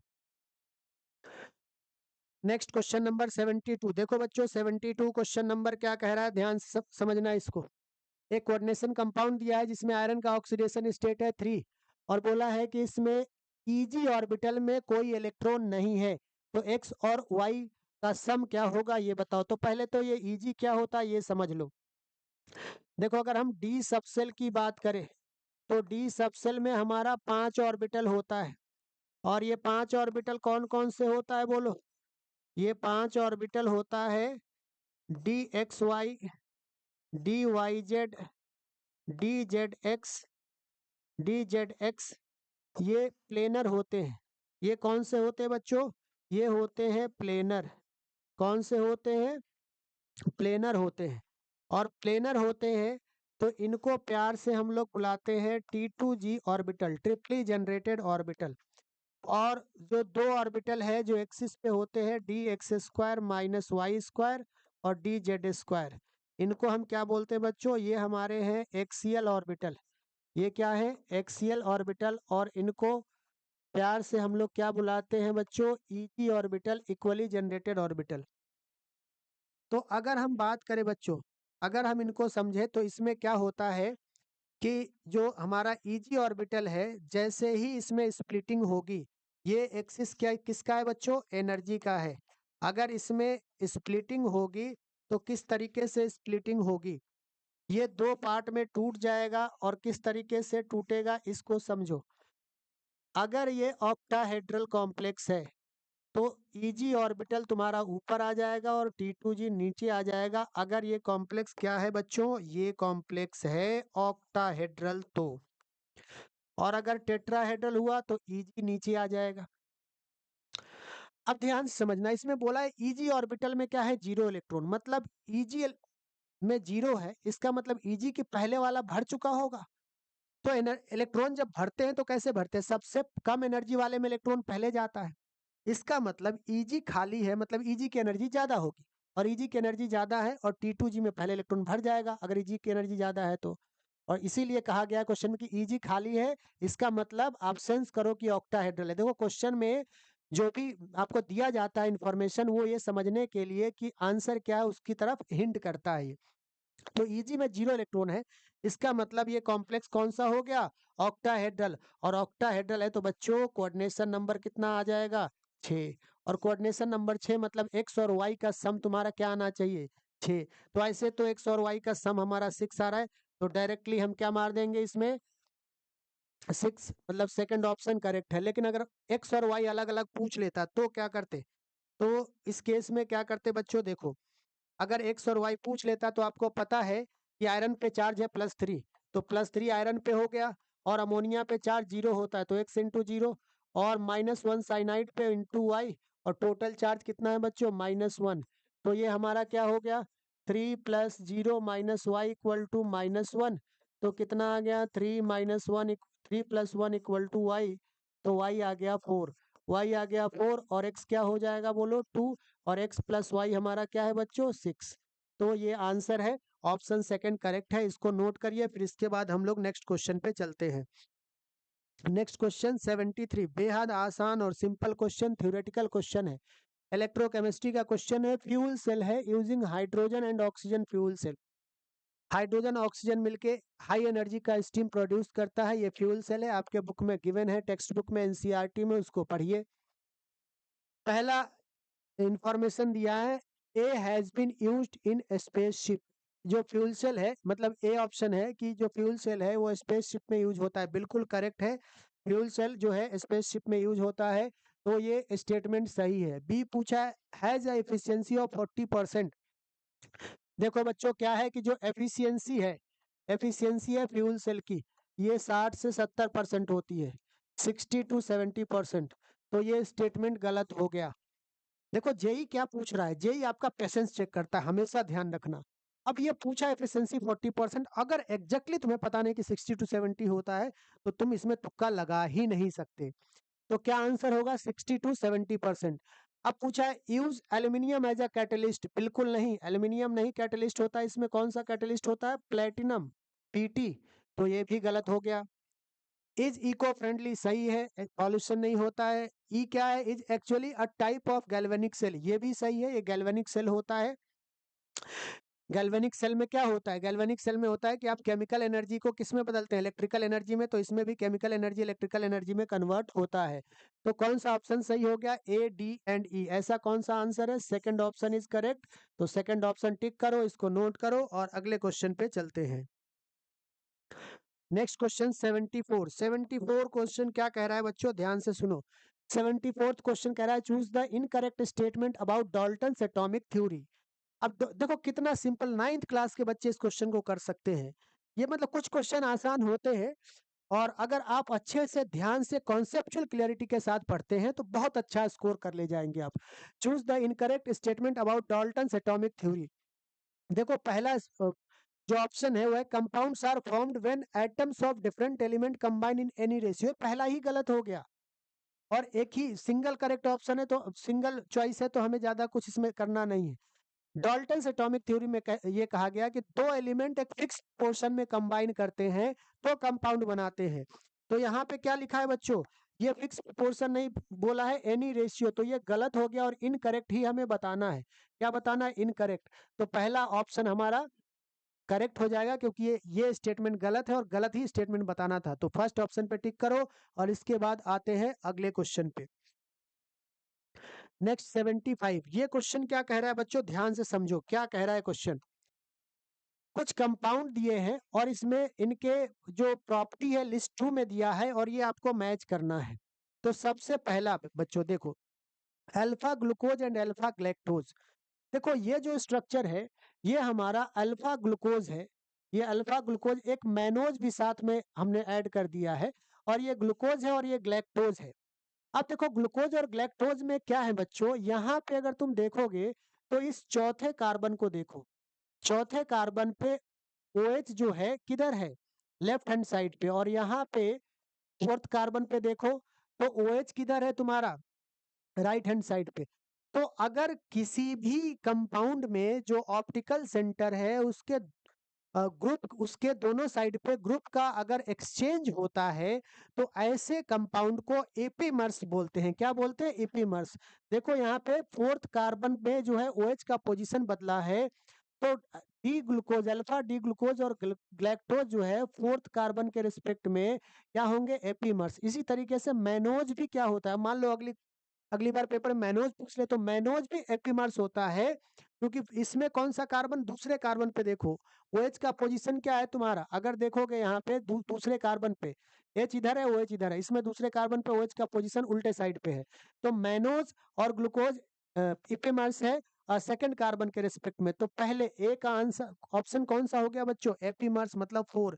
तो ए का फोर्थ हो गया, इसका मतलब ऑप्शन पहला और दूसरा तो गया। अब आते हैं बी का, तो बी का थर्ड दिया है alpha glucose and beta glucose, anomers. Anomers क्या होते हैं बच्चों, ध्यान से सुनना, एनोमर्स क्या होते हैं, एनोमर्स क्या होते हैं, एनोमर्स होते हैं कि जो ये साइक्लिक स्ट्रक्चर होता है ग्लूकोज का, इसमें जो H है और OH है, इसका पोजीशन अगर उल्टा हो जाए, देखो इसमें ऊपर H है नीचे OH है, ये पलट दिया, ऊपर OH हो गया यहाँ H हो गया, तो ये दोनों आपस में क्या हो जाएंगे, एनोमर्स। तो बी का हो गया थर्ड। अब सी पे आते हैं, सी हमारा क्या है, alpha glucose and alpha fructose. तो देखो बच्चों ये तो बहुत क्लियर है, ग्लूकोज और फ्रक्टोज का हमने जो है स्ट्रक्चर भी बनाया है नीचे, ये ग्लूकोज है और ये फ्रक्टोज है। ग्लूकोज में एल्डिहाइडिक ग्रुप होता है और फ्रक्टोज में क्या होता है, कीटोनिक ग्रुप होता है। तो दोनों फंक्शनल आइसोमर्स होते हैं। कौन से, जो अल्फा डी ग्लूकोज है और फ्रक्टोज है, ये कौन से आइसोमर होंगे बच्चों, फंक्शनल आइसोमर होंगे। तो मतलब आपका सी का आंसर कौन सा हो गया बच्चों, सी का आंसर सेकंड हो गया। तो यहाँ से क्लियर हो गया कि थर्ड भी गलत हो गया। अब डी का क्या होगा, alpha glucose and alpha ribose. ये अल्फा रिबोज का स्ट्रक्चर है और अल्फा ग्लूकोज का स्ट्रक्चर तो वहाँ लिखा है। इसमें CH2 का डिफरेंस होता है फॉर्मूले में, और जहां भी दो कंपाउंड के बीच में CH2 यूनिट का डिफरेंस हो तो आपस में होमोलॉग कहलाते हैं। तो ये क्या हो जाएंगे, होमोलोगस हो जाएंगे। तो कौन सा आंसर करेक्ट हुआ बच्चों, फोर्थ ऑप्शन इज करेक्ट। इसको कॉपी करिए और फिर हम लोग अगले क्वेश्चन पे चलते हैं। नेक्स्ट 76 क्वेश्चन बेहद ही सिंपल क्वेश्चन, पीरियोडिक टेबल का क्वेश्चन है। दो स्टेटमेंट आपको दिया है। स्टेटमेंट 1 क्या कह रहा है, the correct order of first ionization energy. तो आयनाइजेशन एनर्जी में सबसे पहले आप इनका पोजीशन लिख लो। देखो अगर पीरियोडिक टेबल में जाए तो लिथियम यहाँ पे होता है और फ्लोरीन यहाँ पे होता है। लिथियम के नीचे सोडियम होता है और फ्लोरीन के नीचे क्लोरीन होता है। तो अगर टॉप टू बॉटम आते हैं तो इसमें आयोनाइजेशन एनर्जी क्या होता है बच्चों, डिक्रीज होता है। और लेफ्ट टू राइट जाते हैं तो आयोनाइजेशन एनर्जी क्या होता है, इंक्रीज होता है। तो सबसे ज्यादा आयोनाइजेशन एनर्जी किसका होगा बच्चों, फ्लोरीन का। इसके बाद किसका होगा, क्लोरीन का। और इसके बाद किसका होगा बताओ, लिथियम का। और सबसे कम किसका हो जाएगा, सोडियम का। तो क्या आंसर हो गया बच्चों, इसमें मतलब इसमें FCl Li यही ऑर्डर दिया है। तो जो स्टेटमेंट 1 है तुम्हारा ये करेक्ट स्टेटमेंट है। स्टेटमेंट 1 क्या है, करेक्ट है। अब स्टेटमेंट 2 को देखते हैं। The correct order of negative electron gain enthalpy lithium sodium chlorine chlorine. अगर हम बात करें बच्चों तो मेटल की इलेक्ट्रॉन एफिनिटी जो है नॉन मेटल से तो हमेशा ही कम होती है। और अगर फ्लोरीन और क्लोरीन में बात करें तो इलेक्ट्रॉन गेन इंथैल्पी में एक्सेप्शन है, और इलेक्ट्रॉन गेन इंथैल्पी जो है क्लोरीन का ज्यादा होता है किससे, फ्लोरीन से। तो क्लोरीन का इलेक्ट्रॉन गेन इंथैल्पी फ्लोरीन से ज्यादा होगा। और मेटल में देखें तो इलेक्ट्रॉन गेन इंथैल्पी जो होता है साइज के इनवर्सली प्रोपोर्शनल होगा। मैं शॉर्ट में इलेक्ट्रॉन गेन इंथैल्पी को ईजीए लिख दे रहा हूँ, inversely proportional to atomic size. तो देखो अगर हम लिथियम और सोडियम में बात करें तो इलेक्ट्रॉन गेन इंथैल्पी किसका ज्यादा होगा, लिथियम का। तो अगर हम बात करें बच्चों, यहाँ पे आप देख सकते हो क्लोरीन का ज्यादा है फ्लोरीन से, और फिर उसके बाद लिथियम और फिर सोडियम। तो ये बिल्कुल करेक्ट दिया है, तो स्टेटमेंट 2 भी करेक्ट हो गया। तो both statement 1 and statement 2 are correct. True correct option is option number 1। इसको नोट करिए, फिर इसके बाद हम लोग अगले क्वेश्चन पे चलते हैं। नेक्स्ट आइए क्वेश्चन नंबर 77 पे चलते हैं, और ये क्वेश्चन क्या कह रहा है, for a strong electrolyte a plot of molar conductivity against concentration to the power half is a straight line with a negative slope, the correct unit of the slope is। देखो बच्चों क्या है कि अगर हम बात करें इस क्वेश्चन में तो क्या बोला है, देखो एक इक्वेशन है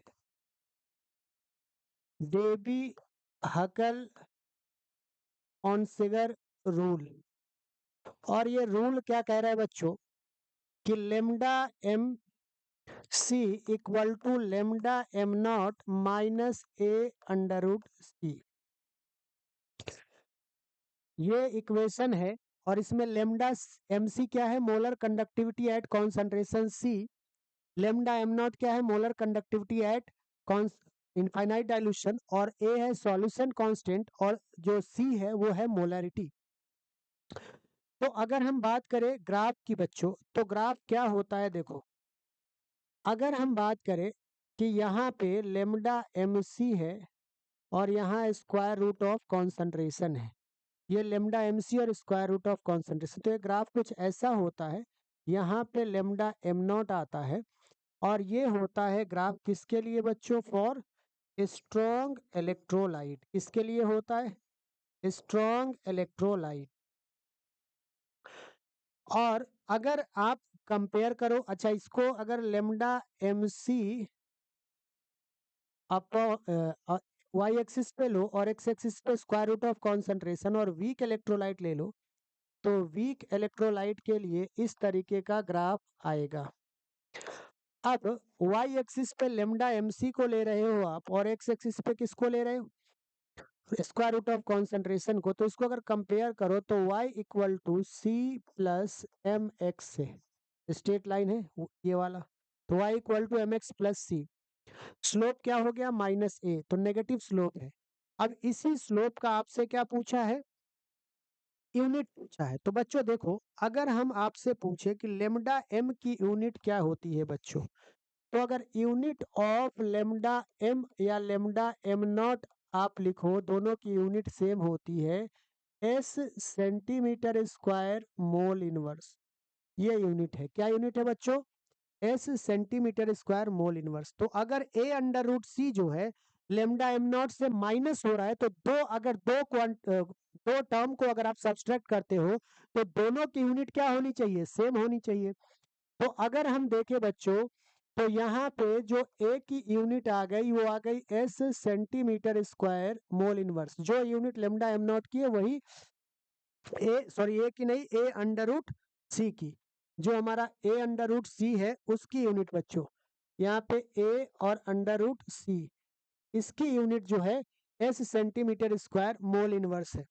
अब समझना बच्चों, यहाँ पे क्या है कि अगर हम बात करें यूनिट ऑफ ए, तो यूनिट ऑफ ए क्या हो जाएगा, S centimetre square mole inverse, और रूट सी को नीचे ले आओ, मतलब सी की पावर हाफ। अब क्या हो जाएगा बच्चों, ए और S centimetre square mole inverse, और यहाँ पे आ जाएगा सी की पावर -1/2। अब ध्यान से सुनना बच्चों, यहाँ पे क्या है कि ए की यूनिट अगर आप लिखोगे तो एस सेंटीमीटर स्क्वायर और मोल इनवर्स, और यहाँ पे सी मतलब मोलरिटी, और इसकी यूनिट होती है मोल अपॉन लीटर, और इसकी पावर है -12। अब यहाँ से क्या लिखोगे बच्चों, एस सेंटीमीटर स्क्वायर मोल की पावर -1 और यहाँ से मोल की पावर -1/2 और 1/लीटर की पावर -1/2। तो ये क्या आ गया, S सेंटीमीटर स्क्वायर मोल की पावर -3/2 और लीटर की पावर बच्चों क्या आ जाएगा, 1/लीटर की पावर -1/2 है तो लीटर की पावर क्या हो जाएगी 1/2। तो ऐसा कौन सा ऑप्शन है बच्चों, S सेंटीमीटर स्क्वायर मोल की पावर -3/2 और लीटर की पावर 1/2। तो फर्स्ट ऑप्शन करेक्ट है, इसको नोट कर लीजिए और इसके बाद नेक्स्ट क्वेश्चन पे चलते हैं। नेक्स्ट क्वेश्चन क्या कहा है बच्चों कि a first row of transition metal in its +2 oxidation state has a spin only magnetic moment of 3.86, the atomic number of metal is. ध्यान से समझना बच्चों, अगर हम बात करें तो जो 3D सीरीज है उसमें जनरल कॉन्फ़िगरेशन जो है आपको ध्यान होना चाहिए, पिछले वीडियो में भी हमने बताया था। अगर हम बात करें बच्चों कि यहाँ पे मैग्नेटिक मोमेंट क्या होता है, तो आप सबको पता होगा मैग्नेटिक मोमेंट जो है इसका फॉर्मूला क्या होता है। मैग्नेटिक मोमेंट को म्यू से लिखते हैं और फॉर्मूला होता है square root of n into n plus 2।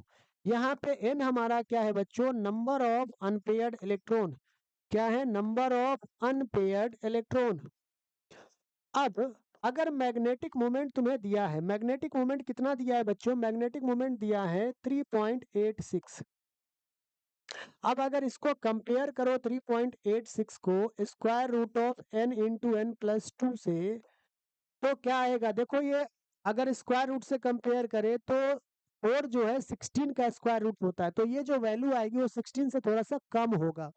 तो अगर हम इसमें इस वैल्यू को लिखे, अगर यहाँ अंडर रूट हम 15 लिख देते हैं तो क्या 15 को 3 इंटू 3 प्लस 2 लिख सकते हैं और ये वैल्यू 3.86 के लगभग बराबर ही आएगा।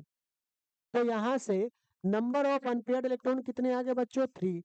अब अगर हम बात करें कि डी ब्लॉक का जो कॉन्फ़िगरेशन जनरल होता है नोबल गैस के रेस्पेक्ट में, आर्गन और 3D और 4s, तो 4s में 2 होता है, केवल कॉपर और क्रोमियम में डी 4s में 1 आ जाता है, अदरवाइज सभी 3D ट्रांजिशन स्टेट में 4s में क्या आएगा हमारा 2 आएगा। तो 4s2 और डी में 1 से लेकर के 10 तक।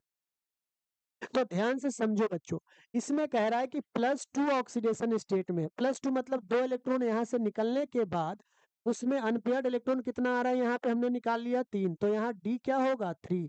अब इसका मतलब क्या हो गया बच्चों, शुरुआत में क्या रहा होगा, 2 इलेक्ट्रॉन तो निकलने के बाद जो सिचुएशन क्वेश्चन में है उसके हिसाब से हमने लिखा, लेकिन इस शुरुआत में आर्गन मतलब 18 और यहाँ पे 3 और एस में 2, तो टोटल इलेक्ट्रॉन कितने हो गए 18 और 3 21 और 2 23। तो 23 इलेक्ट्रॉन शुरुआत में इसमें होंगे, इसलिए इसका एटॉमिक नंबर बच्चों क्या हो गया 23। तो फोर्थ ऑप्शन करेक्ट है, इसको कॉपी करिए, फिर अगले क्वेश्चन पे चलते हैं। नेक्स्ट क्वेश्चन क्या है बच्चों, क्वेश्चन नंबर 79। अब ये 79th क्वेश्चन क्या कह रहा है बच्चों, the number of unpaired D electron in the following compound. अब देखो बच्चों क्या है इसमें कि number of unpaired D electron निकालना है आपको। अब अगर हम बात करें तो यहाँ पे कोबाल्ट का एटॉमिक नंबर कितना होता है बेटा, कोबाल्ट का एटॉमिक नंबर होता है 27। और अगर इसका हम इलेक्ट्रॉनिक कॉन्फ़िगरेशन लिखे तो आर्गन 18 हो गया, फिर 3D और 4s, तो 4s में 2 आएगा और 3D में 7 आएगा। ये हमारा कोबाल्ट का इलेक्ट्रॉनिक कॉन्फ़िगरेशन आ गया। अब हम अगर हम लिखे बच्चों ये आर्गन है और यहाँ पे चार्ज क्या है, अगर यहाँ पे तुम चार्ज कैलकुलेट करो कोबाल्ट के ऊपर, तो कोबाल्ट के ऊपर चार्ज कितना है इसमें, देखो x मान लो कोबाल्ट पे, वाटर पे 0 होता है, तो 0 इंटू 6 इक्वल टू +3, तो +3 आ गया कोबाल्ट पे। +3 का मतलब क्या है बच्चों, +3 का मतलब ये है बच्चों कि 2 इलेक्ट्रॉन यहाँ से निकलेगा और 1 इलेक्ट्रॉन यहाँ से निकलेगा, तो क्या हो जाएगा बोलो D6 हो जाएगा। मतलब जो कोबाल्ट +3 है, कोबाल्ट +3 इसका कॉन्फ़िगरेशन होगा आर्गन 4s तो 0 हो गया और 3D6। अब यहाँ पे बच्चों लिखते हैं, देखो क्या है कि अगर हम बात करें यहाँ पे हमारे पास जो है कोबाल्ट +3 की बात कर रहे हैं, आर्गन और 4s तो हट चुका है। अब 3d की बात करते हैं। 3d में कितने इलेक्ट्रॉन है बच्चों? 1 2 3 4 5 एंड 6। तो इसमें जो है 3d 7 था, लेकिन एक इलेक्ट्रॉन निकल गया तो क्या बचा है? 3d 6। अब इसमें H2O वीक लिगेंड है कि स्ट्रॉन्ग? H2O वीक लिगेंड होता है, लेकिन 3d ट्रांजिशन सीरीज में अगर कोई भी metal central metal atom +3 oxidation state में है तो H2O स्ट्रॉन्ग लिगेंड के जैसा बिहेव करेगा। मतलब यहाँ पे H2O स्ट्रॉन्ग लिगेंड होगा, फिर पेयरिंग होगी और ये यहाँ पे आएगा और ये यहाँ पे आएगा। तो उस केस में आर्गन, ये हो गया आर्गन, और यहाँ पे क्या हो गया बच्चों? यहाँ पे हो गया एक पेयर पहले से था, एक पेयर और बन गया और 2 डीके खाली हो गए। तो नंबर ऑफ अनपेयर्ड इलेक्ट्रॉन कितने आ रहे हैं बच्चों? नंबर ऑफ अनपेयर्ड इलेक्ट्रॉन इसमें आ रहे हैं 0। तो 0 का कोई ऑप्शन है क्या? ऑप्शन नंबर 3 है। तो कौन सा ऑप्शन करेक्ट हो गया? 3। इसमें कोई भी अनपेयर्ड इलेक्ट्रॉन नहीं होगा। इसको कॉपी करिए, फिर अगले क्वेश्चन पे चलते हैं। Question number 80। क्वेश्चन क्या कह रहा है? The number of species from the following that have pyramidal geometry and the central atom is. तो बच्चों अगर हम बात करें पिरामिडल ज्योमेट्री की तो ध्यान से समझना कि इनका अगर हम स्ट्रक्चर बनाए तो स्ट्रक्चर बनाने के बाद सिंपली आपको क्या काम करना है कि बॉन्ड पेयर और लोन पेयर आपको सेंट्रल एटम पे काउंट कर लेना है।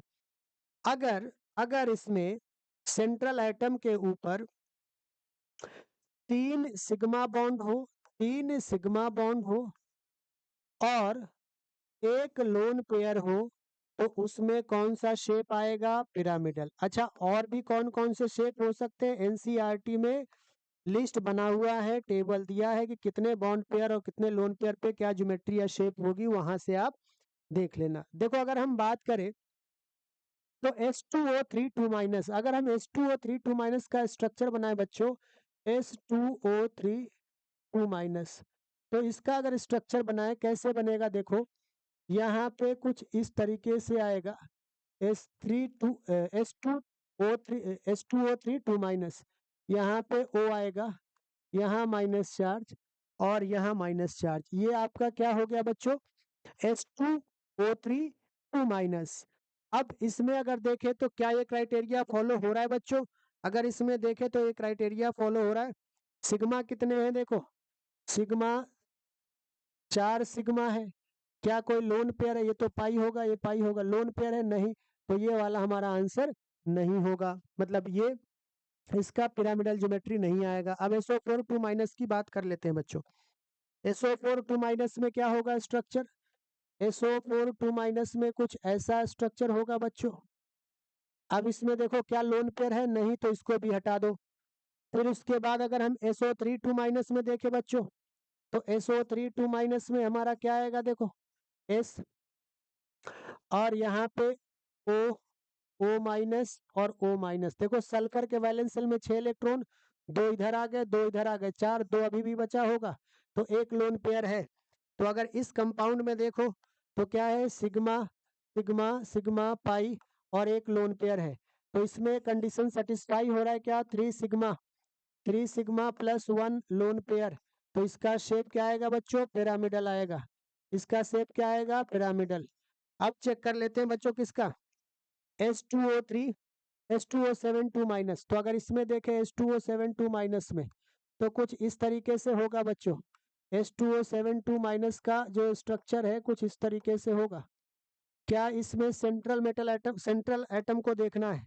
सेंट्रल एटम कौन सा है बच्चों? सेंट्रल एटम कौन सा है? सल्फर। सल्फर को देखो कोई लोन पेयर है? तो इसमें भी नहीं होगा। तो पिरामिडल ज्योमेट्री का, पिरामिडल शेप का कौन सा रेडिकल है? SO3 2-। तो कितने हैं? नंबर पूछा है, कितने हैं? केवल एक है, SO3 2-। तो हमारा क्या आंसर हो जाएगा बच्चों? Option number 3 is correct. तो इसको नोट करिए। इसके बाद अगले क्वेश्चन पे चलते हैं। अब इंटीजर टाइप क्वेश्चन है, 10 क्वेश्चन इंटीजर टाइप। अभी तक 10 आ रहे थे, अब 2025 से क्या आएगा? 5 इंटीजर टाइप आएगा। आइए अब क्वेश्चन नंबर 81 पे चलते हैं। इंटीजर टाइप का क्वेश्चन है। क्या क्वेश्चन कह रहा है? The maximum number of orbital which can identified with n = 4 and ml = 0। देखो बच्चों स्ट्रक्चर ऑफ एटम में आपने क्वांटम नंबर पढ़ा है, principal quantum number n, azimuthal l, और मैग्नेटिक क्वांटम नंबर क्या होता है m, spin quantum number s। तो अगर हम बात करें बच्चों कि n की वैल्यू कहाँ से कहाँ तक होती है, n की वैल्यू जो है हमारी principal quantum number 1 2 3 4 and so on होता है। l की वैल्यू होती है 0 से लेकर के n-1 तक, और m की वैल्यू क्या होती है बच्चों, -l से लेकर के कहाँ तक बोलो, +l तक। अब अगर हम बात करें बच्चों कि हमारे पास maximum number of orbital, orbital जो है m की वैल्यू को ऑर्बिटल जो हम कहते हैं, जो ब्लॉक होता है, जो आप ब्लॉक बनाते हैं तो एक ब्लॉक को एक ऑर्बिटल कहते हैं। अब अगर हम बात करें बच्चों n की वैल्यू 4 है, n की वैल्यू 4 क्वेश्चन में गिवन है, तो यहाँ से l क्या हो जाएगा हमारा 0 1, l क्या हो जाएगा बच्चों, l हमारा हो जाएगा 0 1 2 3। अब ध्यान से सुनना, अगर l हमारा क्या है बच्चों, l हमारा है 0, तो m क्या होगा बोलो 0। l अगर हमारा है 1 तो m क्या होगा -1 0 और +1। l अगर है 2 तो m क्या होगा -2 -1 0 +1 और +2। अगर हम बात करें बच्चों कि हमारे पास l की वैल्यू है 3, तो m क्या हो जाएगा बोलो -3 -2 -1 0 +1 +2 और +3। तो यहाँ से अगर हम देखें बच्चों l की 3 ही वैल्यू है n = 4 के लिए। तो अब अगर हम बात करें बच्चों कि इसमें जो है m = 0 वाले कितने ब्लॉक या कितने ऑर्बिटल आ रहे हैं, तो एक ऑर्बिटल, यहाँ दूसरा आ गया, यहाँ तीसरा और यहाँ चौथा, 1 2 3 और 4, टोटल जो m की 0 वैल्यू वाली ऑर्बिटल है वो कितनी है बच्चों 4। कितनी ऑर्बिटल इसमें आ रहा है बच्चों 4। तो इसका क्या आंसर हो जाएगा बोलो, इसका आंसर यहाँ पे हम फिल कर देंगे 4। इसको कॉपी करिए, फिर अगले क्वेश्चन पे चलते हैं। नेक्स्ट क्वेश्चन केमिकल बॉन्डिंग का आ गया, कह रहा है कि number of compound species from the following with non zero dipole moment, इनमें से कितने कंपाउंड है जिनके डाइपोल मोमेंट नॉन जीरो है, जीरो डाइपोल मोमेंट नहीं है। तो अगर हम बात करें बच्चों कि नॉन जीरो डाइपोल मोमेंट, अगर हम BeCl2 की बात करें तो BeCl2 का स्ट्रक्चर लीनियर, एक डाइपोल इधर एक डाइपोल इधर, रिजल्टेंट डाइपोल क्या हो जाएगा हमारा 0। तो ये क्या हो गया, zero dipole moment means polar. हमसे पूछा क्या है, नॉन जीरो, जिसका डाइपोल मोमेंट 0 नहीं है, तो ये हमारा नहीं होगा। अब हम बात करते हैं नेक्स्ट BCl3 की। तो BCl3 में बच्चों देखो ये स्ट्रक्चर है, एक डाइपोल इधर, और इसमें क्या होगा बच्चों, इसमें अगर देखो तुम तो यहाँ पे एक डाइपोल इधर एक डाइपोल इधर, इसका रिजल्टेंट कुछ इधर आएगा और ये दोनों एक दूसरे को कैंसिल कर देंगे, तो यहाँ पे भी म्यू आर क्या आ रहा है 0। अब आते हैं नेक्स्ट पे, नेक्स्ट हमारा है NF3। क्या तो मतलब BCl3 भी हमारा नहीं होगा। अब NF3 की बात करते हैं, तो NF3 में कुछ इस तरीके से होता है बच्चों, 3 फ्लोरीन लगे होते हैं और एक लोन पेयर। तो यहाँ पे देखो एक इधर डाइपोल, एक इधर और एक इधर, क्या ये कैंसिल हो पाएंगे, नहीं। तो इसका जो म्यू आर आएगा वो 0 नहीं आएगा। तो ये NF3 हमारा NF3 नॉन जीरो वाला हो जाएगा, एक हो गया। चलो अब XeF4 को देखते हैं बच्चों। तो XeF4 को देखेंगे अगर, तो XeF4 में जेनान है, 4 फ्लोरीन है और यहाँ पे एक लोन पेयर है और यहाँ पे एक लोन पेयर है।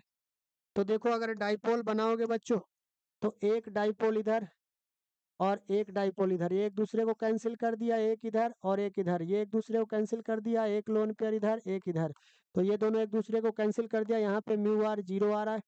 इसका मतलब XeF4 भी नॉन जीरो नहीं होगा। अब हम बात कर लेते हैं बच्चों CCl4 की। अगर हम CCl4 की बात करें तो 4 क्लोरीन है, देखो 4 क्लोरीन है, एक डाइपोल इधर एक डाइपोल इधर, 0 आ गया, कैंसिल कर रहे हैं, यहाँ भी कैंसिल कर रहे हैं, तो यहाँ भी म्यू आर 0 आ गया। इसका मतलब इसका मतलब ये है कि ये भी तुम्हारा नहीं होगा। मीन्स CCl4 पे जीरो आ रहा है तो नॉन जीरो हमें पता करना है, ये भी नहीं होगा। अब H2O की बात करते हैं बच्चों। H2O में देखो, ये तो आप सब जानते हो कि पोलर होता है, तो यहाँ पे एक डाइपोल, यहाँ पे एक डाइपोल, और साथ में इस पे लोन पेयर भी होता है। तो ये डाइपोल आपस में क्या हो जाएंगे, ऐड हो जाएंगे, तो इसका म्यू आर जीरो नहीं आएगा और ये पोलर हो जाएगा। तो एक और कंपाउंड नॉन जीरो वाला मिल गया, कौन सा, H2O। सिमिलरली H2S में भी होगा बच्चों। H2S में देख लो, यहाँ पे S है, यहाँ पे H है, यहाँ पे H है, ये लोन पेयर, ये लोन पेयर, तो इसमें भी क्या होगा, नॉन जीरो। तो एक आंसर आपका H2S भी हो गया, H2S भी हो गया। HBr ऑब्वियस है, H और Br में पोलर है, ये पार्शियल नेगेटिव पार्शियल पॉजिटिव एक डाइपोल बन रहा है, तो ये भी आंसर हो गया। CO2 की बात करें बच्चों, तो CO2 में देखो, CO2 में क्या होगा, एक डाइपोल इधर, एक डाइपोल इधर, तो क्या होगा, दोनों एक दूसरे को कैंसिल कर रहे हैं, तो इसमें म्यू आर क्या आ जाएगा बच्चों, रिजल्टेंट डाइपोल मोमेंट जीरो, तो नॉन जीरो वाला हमें ढूंढना है, तो CO2 भी नहीं होगा। H2 की बात कर लेते हैं बच्चों। H2 देखो, H और H तो इसमें तो सेम ही है, तो ये इसका भी म्यू आर क्या होगा, म्यू जीरो हो जाएगा, डाइपोल मोमेंट जीरो, तो ये भी नहीं होगा। और H और Cl इलेक्ट्रोनेगेटिविटी का डिफरेंस है, तो ये हमारा नॉन जीरो वाला होगा। तो कितने कंपाउंड नॉन जीरो वाले हो गए बच्चों, 1 2 3 4 एंड 5, तो करेक्ट आंसर क्या हो जाएगा, 5। इसको नोट करिए, फिर इसके बाद हम लोग अगले क्वेश्चन पे चलते हैं। नेक्स्ट क्वेश्चन नंबर है हमारा 83। क्वेश्चन नंबर 83 क्या कह रहा है, 3 moles of an ideal gas are compressed isothermally from 60 liter to 20 liter using a constant pressure of 5 atm. Heat exchange Q for the compression is liter minus liter atm, ये दिया है। अब यहाँ पे आपको फिल करना है। तो पहली बात तो ये समझ लो बच्चों कि अगर आइसोथर्मल दिया है, आइसोथर्मल के लिए, आइसोथर्मल प्रोसेस के लिए टेम्परेचर कांस्टेंट होता है और जो हमारा डेल्टा यू है वो जीरो हो जाता है। अब from first law of thermodynamics, from first law of thermodynamics में फ्लॉट शॉर्ट में लिख दे रहा हूँ, फ्लॉट का फुल फॉर्म क्या है, फर्स्ट लॉ ऑफ थर्मोडायनामिक्स। तो इसमें क्या होगा, डेल्टा यू इक्वल टू बच्चों क्या हो जाएगा, क्यू प्लस डब्ल्यू। अब डेल्टा यू अगर जीरो है तो यहाँ से क्या आ गया, जो हमारा क्यू है वो माइनस ऑफ वर्क डन आ गया। अब minus of work done, work done कैसे निकालोगे बच्चों, देखो वर्क डन निकालने का फॉर्मूला है माइनस पी डेल्टा वी। तो माइनस प्रेशर कितना है बच्चों, प्रेशर कितना है 5, और वॉल्यूम में चेंज, फाइनल वॉल्यूम 20 है और इनिशियल क्या है 60, तो यहाँ से क्या आ जाएगा बच्चों, -5 और यहाँ -60, तो माइनस माइनस प्लस कितना आ गया, 200 लीटर एटीएम, ये आ गया डब्लू। अब हमसे पूछा है क्यू, तो क्यू क्या है, यहाँ से देखो क्यू क्या है, माइनस डब्लू, तो क्यू क्या हो जाएगा, -200 लीटर एटीएम। तो ये आंसर हो गया, माइनस तो पहले से गिवन है, यहाँ पे क्या आ जाएगा आंसर में, 200 यहाँ पे फिल कर देंगे, ये आपका करेक्ट आंसर है। इसको कॉपी करिए, इसके बाद नेक्स्ट क्वेश्चन पे चलते हैं। आइए क्वेश्चन नंबर 84 पे चलते हैं, और क्या कह रहा है question, from 6.55 gram of aniline the maximum amount of acid analyte that can be prepared will be. देखो ऐसे क्वेश्चन में सबसे पहले आपको क्या लिखना है बच्चों, रिएक्शन। अब अगर हम बात करें बच्चों तो ये हमारा है, यहाँ पे हमने लिख दिया एनिलीन, ये हमारा है बच्चों एनिलीन, और एनिलीन से हमें एसिड एनालाइट बनाना है तो इसका रिएक्शन एसिटाइल क्लोराइड से करा देंगे। तो यहाँ से Cl और यहाँ से H निकल जाएगा, और NH2 जहाँ लगा था वहाँ से H निकला, तो क्या बचा NH, और इससे क्या निकला Cl, और जो बच गया वो क्या है बच्चों, C double bond O CH3, और बाई प्रोडक्ट में HCl निकल जाएगा, H यहाँ से और Cl यहाँ से, ये तुम्हारा बन गया एसिड एनालाइड। अब बच्चों क्या करना है, यूनिटरी मेथड लगाना है। ये दिया है 6.55 ग्राम और पूछा है कि ये कितना बनेगा, तो क्या निकलेगा, इसमें क्या लगाएगा, लगेगा यूनिटरी मेथड। कैसे लगाएंगे, देखो पहले तो इसका मोलर मास कैलकुलेट कर लो। तो देखो इसमें ये फिनाइल ग्रुप के अंदर 6 कार्बन है, 5 हाइड्रोजन और 2 हाइड्रोजन ऊपर, तो C6H7 और N, ये इसका मोलर मॉलिक्यूलर फार्मूला है। अब इसका मोलर मास कैलकुलेट करो तो कितना आएगा, 72 12 इंटू 6 72 प्लस 7 आएगा हाइड्रोजन का, प्लस 14 आएगा नाइट्रोजन का। कितना आ गया बच्चों, 93 ग्राम। और एसिड एनालाइट का अगर मास निकालो बच्चों तो कितना, फॉर्मूला पहले लिख लो, फॉर्मूला क्या है, इसमें 6 कार्बन और 2 इधर, तो 8 कार्बन हो गया। अच्छा हाइड्रोजन 5 इसमें, एक और एक इसमें 6, और ये 3 और इसमें है तो कितना हो जाएगा 5 1 6 और 3 9, तो H कितना हो गया 9, और एक N है और एक O है। तो ये इसका फॉर्मूला हो गया। अब इसका मोलर मास निकालो तो 12 इंटू 8 कितना होगा 96, प्लस 1 इंटू 9 9, प्लस 14 प्लस 16 कितना आ जाएगा बच्चों, ये आ जाएगा 135 ग्राम। तो अब यहाँ से न्यूट्री मेथड लगा लो, क्या लिखोगे, सिंस 93 ग्राम एनिलीन प्रोड्यूस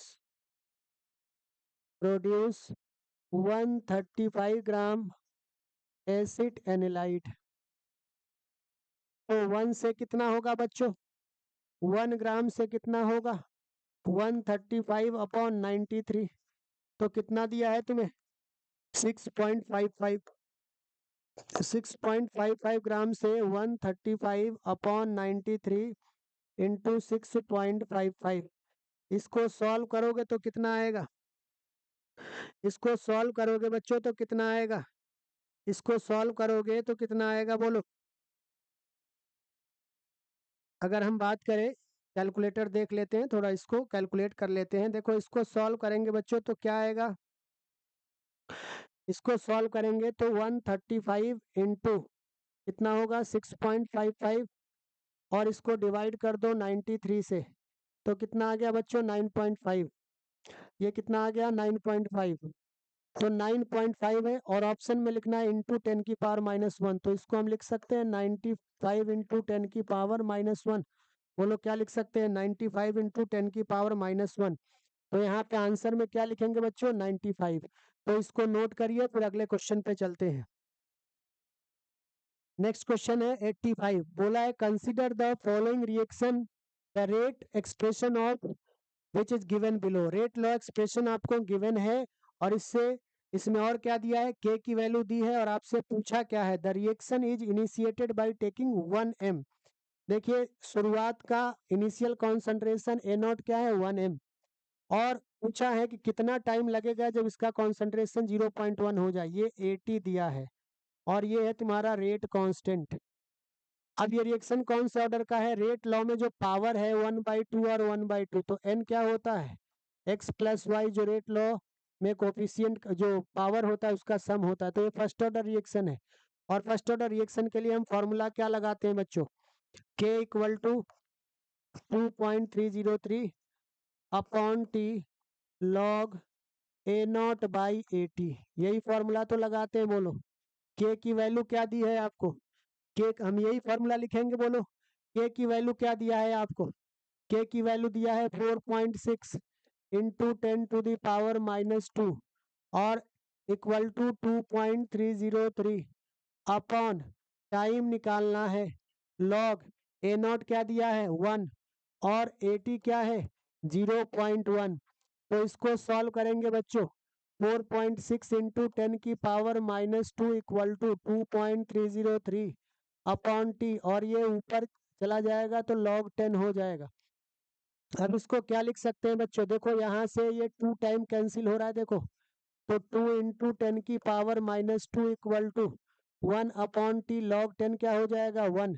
तो यहाँ से t क्या हो जाएगा बच्चों, ये हो जाएगा 1 अपॉन 2 इंटू 10 की पावर -2, तो t हमारा क्या हो जाएगा 10 की पावर -2 ऊपर जाएगा तो 10 की पावर 2/2 मीन्स 100/2। क्या आ गया आंसर बोलो, ये आ गया 50। के की यूनिट क्या थी बच्चों, सेकंड इनवर्स, तो यहाँ पे क्या आ जाएगा 50 सेकंड। तो क्या आंसर आ जाएगा बोलो इसका 50 सेकंड। यहाँ पे जो हमारा सेकंड में क्या लिख देना है 50, तो ये आंसर है इसका 50। इसको कॉपी करिए, फिर इससे आगे हम लोग नेक्स्ट क्वेश्चन पे चलते हैं। आइए क्वेश्चन नंबर 86 पे चलते हैं, और क्वेश्चन नंबर 86 क्या कह रहा है, phthalimide is made to undergo following sequence of reaction. KOH and benzyl chloride से थैलीमाइड का रिएक्शन हो रहा है, और उससे कोई प्रोडक्ट P बन रहा है और आपसे पूछा है कि total number of pi bond present in P is, तो सबसे पहले बच्चों हम क्या करेंगे कि थैलीमाइड जो है हमारे पास क्या होता है कंपाउंड। देखो थैलीमाइड जो कंपाउंड है वो कुछ ऐसा होता है, ये हमारा इस तरीके से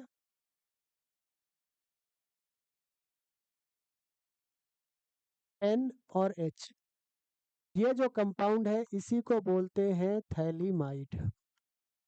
अब इस पे तुम क्या डाल रहे हो पहले स्टेप में KOH। अब ध्यान रखना बेटा, ये जो बेस है ना यहाँ से OH निकलेगा और ये एसिडिक हाइड्रोजन होता है, यहाँ से H निकलता है। अब यहाँ पे बच्चों H2O निकल जाएगा और H2O निकलने के बाद क्या बनेगा, H2O निकलने के बाद थैलीमाइड का सॉल्ट बनेगा। क्या बनेगा, सॉल्ट। तो यहाँ पे क्या आ गया बच्चों, यहाँ पे N पे प्लस माइनस चार्ज आ गया और K प्लस, ये हमारा कंपाउंड बना पहले स्टेप में। अब इसके बाद क्या बोला है बच्चों, अब इसके बाद बोला है इस पे बेंजाइल क्लोराइड डाल रहे हैं। तो इस पे क्या डाल रहे हो, बेंजाइल क्लोराइड। मतलब बेंजाइल क्लोराइड का मतलब ये है CH2 है और ये जो है बेंजीन के ऊपर CH2Cl लगा हो तो इसी को हम बोलते हैं बेंजाइल क्लोराइड। क्या बोलते हैं, बेंजाइल क्लोराइड।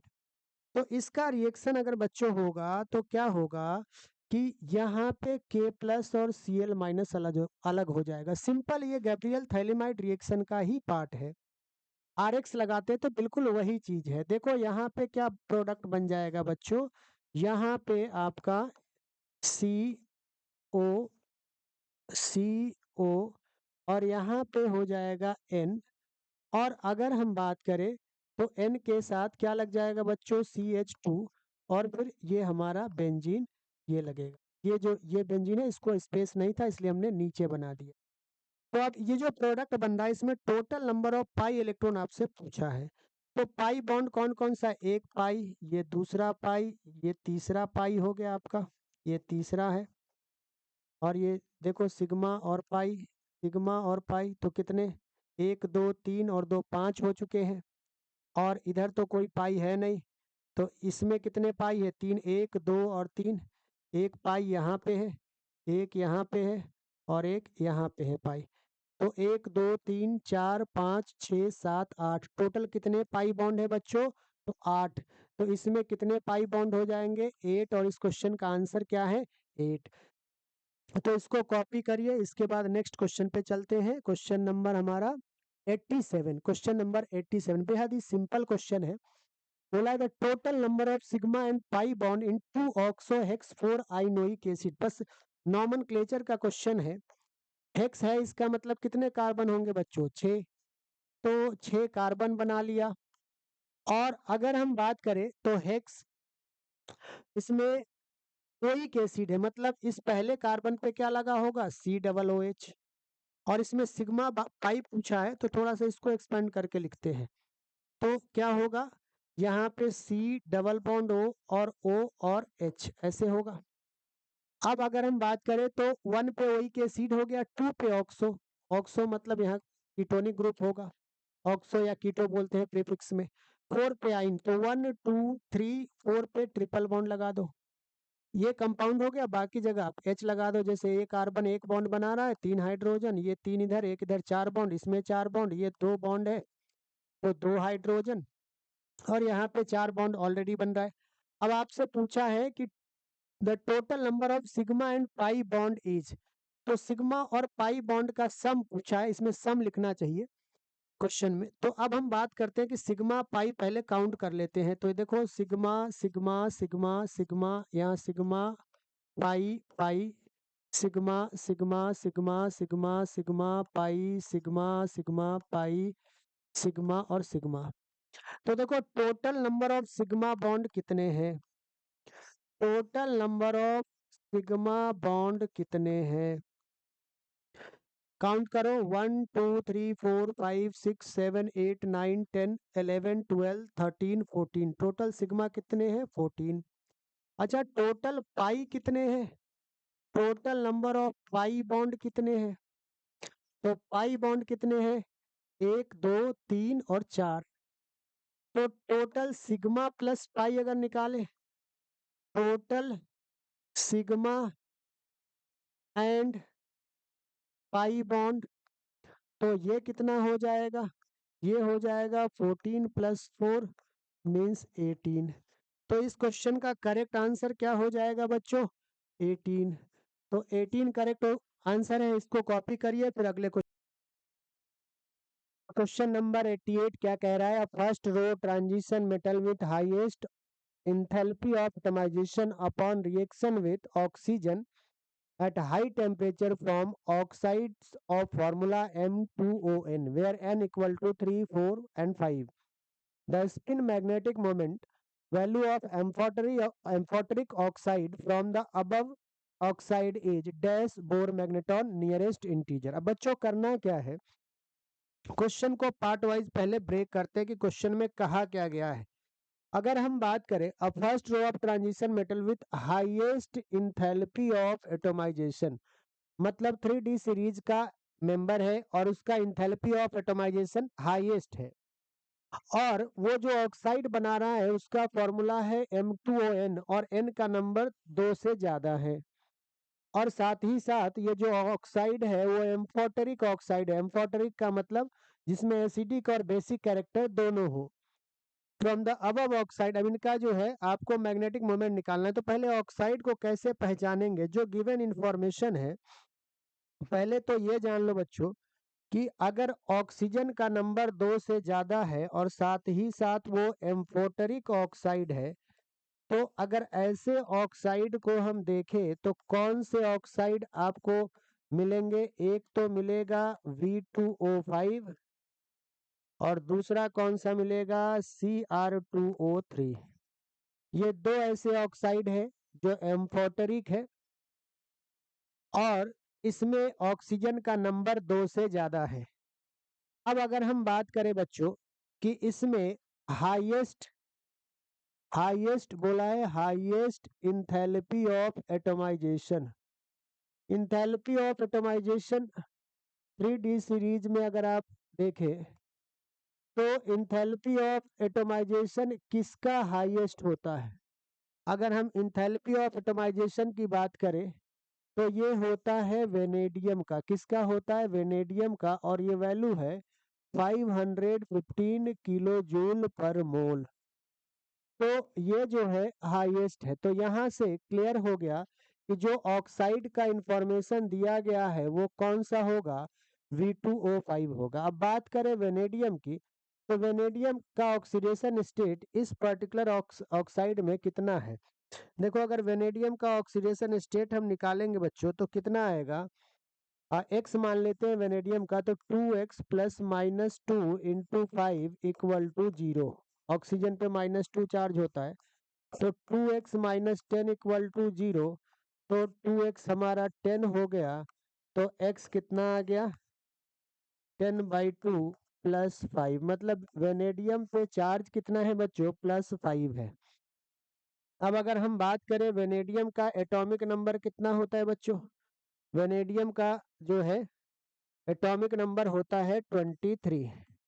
तो इसका electronic configuration argon 18 noble gas के रिस्पेक्ट में, फिर 3D और फिर 4s, तो 4s2 होता है और 3D3 होता है।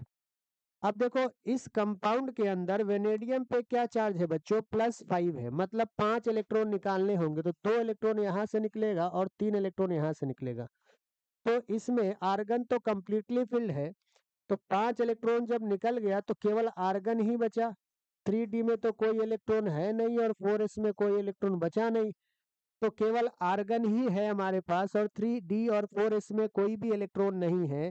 तो हम यहाँ से क्या लिखेंगे बच्चों, यहाँ पे नंबर ऑफ अनपेयर्ड इलेक्ट्रॉन आपका क्या आ गया, 0।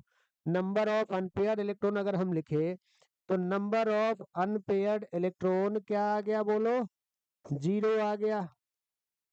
और नंबर ऑफ अनपेयर्ड इलेक्ट्रॉन अगर 0 है तो मैग्नेटिक मोमेंट क्या होगा, 0 होगा।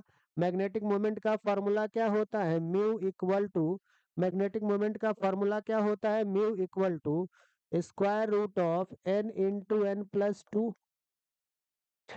और n अगर 0 है तो 0 इंटू 0 प्लस 2 क्या आ जाएगा? 0।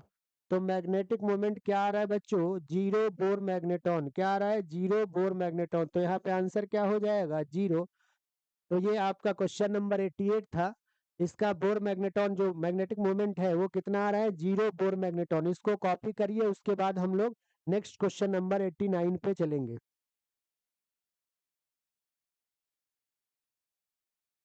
तो आइए बच्चों अब क्वेश्चन नंबर 89 पे चलते हैं। और क्वेश्चन नंबर 89 क्या कह रहा है? 2.7 kg of each water and acetic acid are mix. The freezing point of the solution will be -x degree Celsius. Consider the acetic acid does not dimerize in water or nor dissociate in water. X equal to dash nearest integer. देखो बच्चों, इस question में given क्या है आपको? इस question में given है 2.7 kg ऑफ वाटर। तो यहाँ पे अगर हम देखें, मास ऑफ सॉल्वेंट दिया है और मास ऑफ सॉल्वेंट हमारा क्या है बच्चों?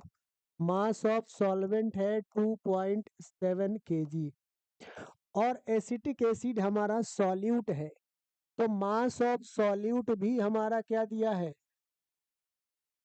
2.7 kg। और अगर ग्राम में लिखे तो कितना होगा बच्चों? 2700 ग्राम। 2.7 को 1000 से मल्टीप्लाई कर दो, क्या आएगा? 2700 ग्राम। अब बोला क्या है? ये एसिटिक एसिड है सॉल्यूट, 2.7 kg दोनों ही है, सॉल्यूट और सॉल्वेंट। ना एसोसिएशन हो रहा है ना डिसोसिएशन, तो फॉर्मूले में आई नहीं आएगा। आपसे पूछा है कि इसमें जो फ्रीजिंग पॉइंट है वो -x डिग्री सेल्सियस है, तो x की वैल्यू क्या है? तो सबसे पहले हम फॉर्मूला लगाएंगे, delta T f equal to K f into molality. यही फॉर्मूला होता है। अब आई नहीं आएगा वेन था फैक्टर, क्योंकि एसोसिएशन और डिसोसिएशन नहीं हो रहा है। डेल्टा टी एफ हमें निकालना है। के एफ की वैल्यू कितनी है बच्चों? दिया है क्वेश्चन में के एफ 1.86। और अगर हम बात करें इसमें एसिटिक एसिड की बात है, के एफ 3.9 दिया है। तो एसिटिक एसिड हमारा क्या है? सॉल्यूट है, सॉल्वेंट नहीं है। तो इसलिए उसका के एफ नहीं लेंगे हम। किसका लेंगे बच्चों? वाटर का। और मोलालिटी क्या होता है बच्चों? Mass of solute, mass of solute और upon mass of solvent, mass of solute. और नीचे क्या होता है बच्चों? ये होता है molar mass of solute, molar mass of solute और into mass of solvent in KG. यही फॉर्मूला होता है मास ऑफ सॉल्वेंट किसमें? केजी में। तो अगर हम देखें तो डेल्टा टी एफ क्या आ जाएगा बच्चों? 1.86 इंटू सॉल्यूट का मास कितना है ग्राम में? ये ग्राम में लिखते हैं, तो 2700। मॉलिक्यूलर मास सॉल्यूट का, एसिटिक एसिड का मॉलिक्यूलर मास, एसिटिक एसिड का फॉर्मूला होता है CH3COOH। और इसका अगर आप मॉलिक्यूलर मास निकालोगे तो कितना आएगा बच्चों? ये आएगा मॉलिक्यूलर मास 60 आएगा। कितना आएगा? 60। तो अगर हम बात करें बच्चों कि यहाँ पे जो है 2700/60 आ जाएगा। और क्या हो जाएगा? देखो 2700/60 है और फिर into mass of solvent. Mass of solvent कितना है बच्चों? 2.7 kg, केजी में लेना है। तो कितना आ गया? देखो इसको 100 से मल्टीप्लाई कर दो तो 186 इंटू 27 और नीचे 60 है। और इसको भी 27 लिख दो तो ऊपर 10 लिखना पड़ेगा। ये कैंसिल हो गया, तो और ये 0 से 0 कैंसिल। तो 186/6 कितना आ गया बच्चों? 31। तो डेल्टा टी एफ तुम्हारा क्या आ गया? 31। तुमसे क्या है पूछा है? Freezing point of solution. तो अगर हम फ्रीजिंग पॉइंट ऑफ सॉल्यूशन निकाले बच्चों, फ्रीजिंग पॉइंट ऑफ सॉल्यूशन क्या होता है? फ्रीजिंग पॉइंट ऑफ सॉल्यूशन होता है सॉल्वेंट का freezing point minus depression. Solvent का फ्रीजिंग पॉइंट कितना है? 0। डिप्रेशन कितना आया? -30। डिप्रेशन कितना आया? 31। तो 0 - 31, सॉल्यूशन का जो फ्रीजिंग पॉइंट होगा वो -31 डिग्री सेल्सियस होगा। तो यहाँ पे क्या आ जाएगा बच्चों? आंसर -31। ये आंसर क्या होगा इसका -31। तो इसको कॉपी करिए और फिर अगले क्वेश्चन पे चलते हैं। और ये आज के वीडियो का, आज के क्लास का ये लास्ट क्वेश्चन है। ये कंपाउंड क्वेश्चन है, बायोमॉलिक्यूल से कंपाउंड उठाया गया है वेनिलीन। बोला है vanillin compound obtain from vanilla beans has total sum of oxygen atom and pi electron. अब इस क्वेश्चन में कुछ भी नहीं है, लेकिन इसके लिए आपको वेनिलीन का स्ट्रक्चर पता होना चाहिए। अगर हम बात करें बच्चों वेनिलीन का स्ट्रक्चर क्या होता है, तो वेनिलीन में का स्ट्रक्चर कुछ ऐसा होता है बच्चों। 3 डबल बॉन्ड होते हैं और यहाँ पे CHO होता है, मतलब C double bond O H होता है। यहाँ पे OCH3 होगा और यहाँ पे OH होगा। तो इसमें 3 फंक्शनल ग्रुप है, एल्डिहाइड है, ईथर है और फिनॉल है। तो अगर हम बात करें, हमसे पूछा है number of pi electron and oxygen, तो नंबर ऑफ पाई इलेक्ट्रॉन कितने हो जाएंगे बच्चों? जितने पाई बॉन्ड है उसमें 2 से मल्टीप्लाई कर दो। एक पाई बॉन्ड में 2 इलेक्ट्रॉन होते हैं। अगर हम बात करें कितने पाई बॉन्ड है, पहले ये काउंट करो।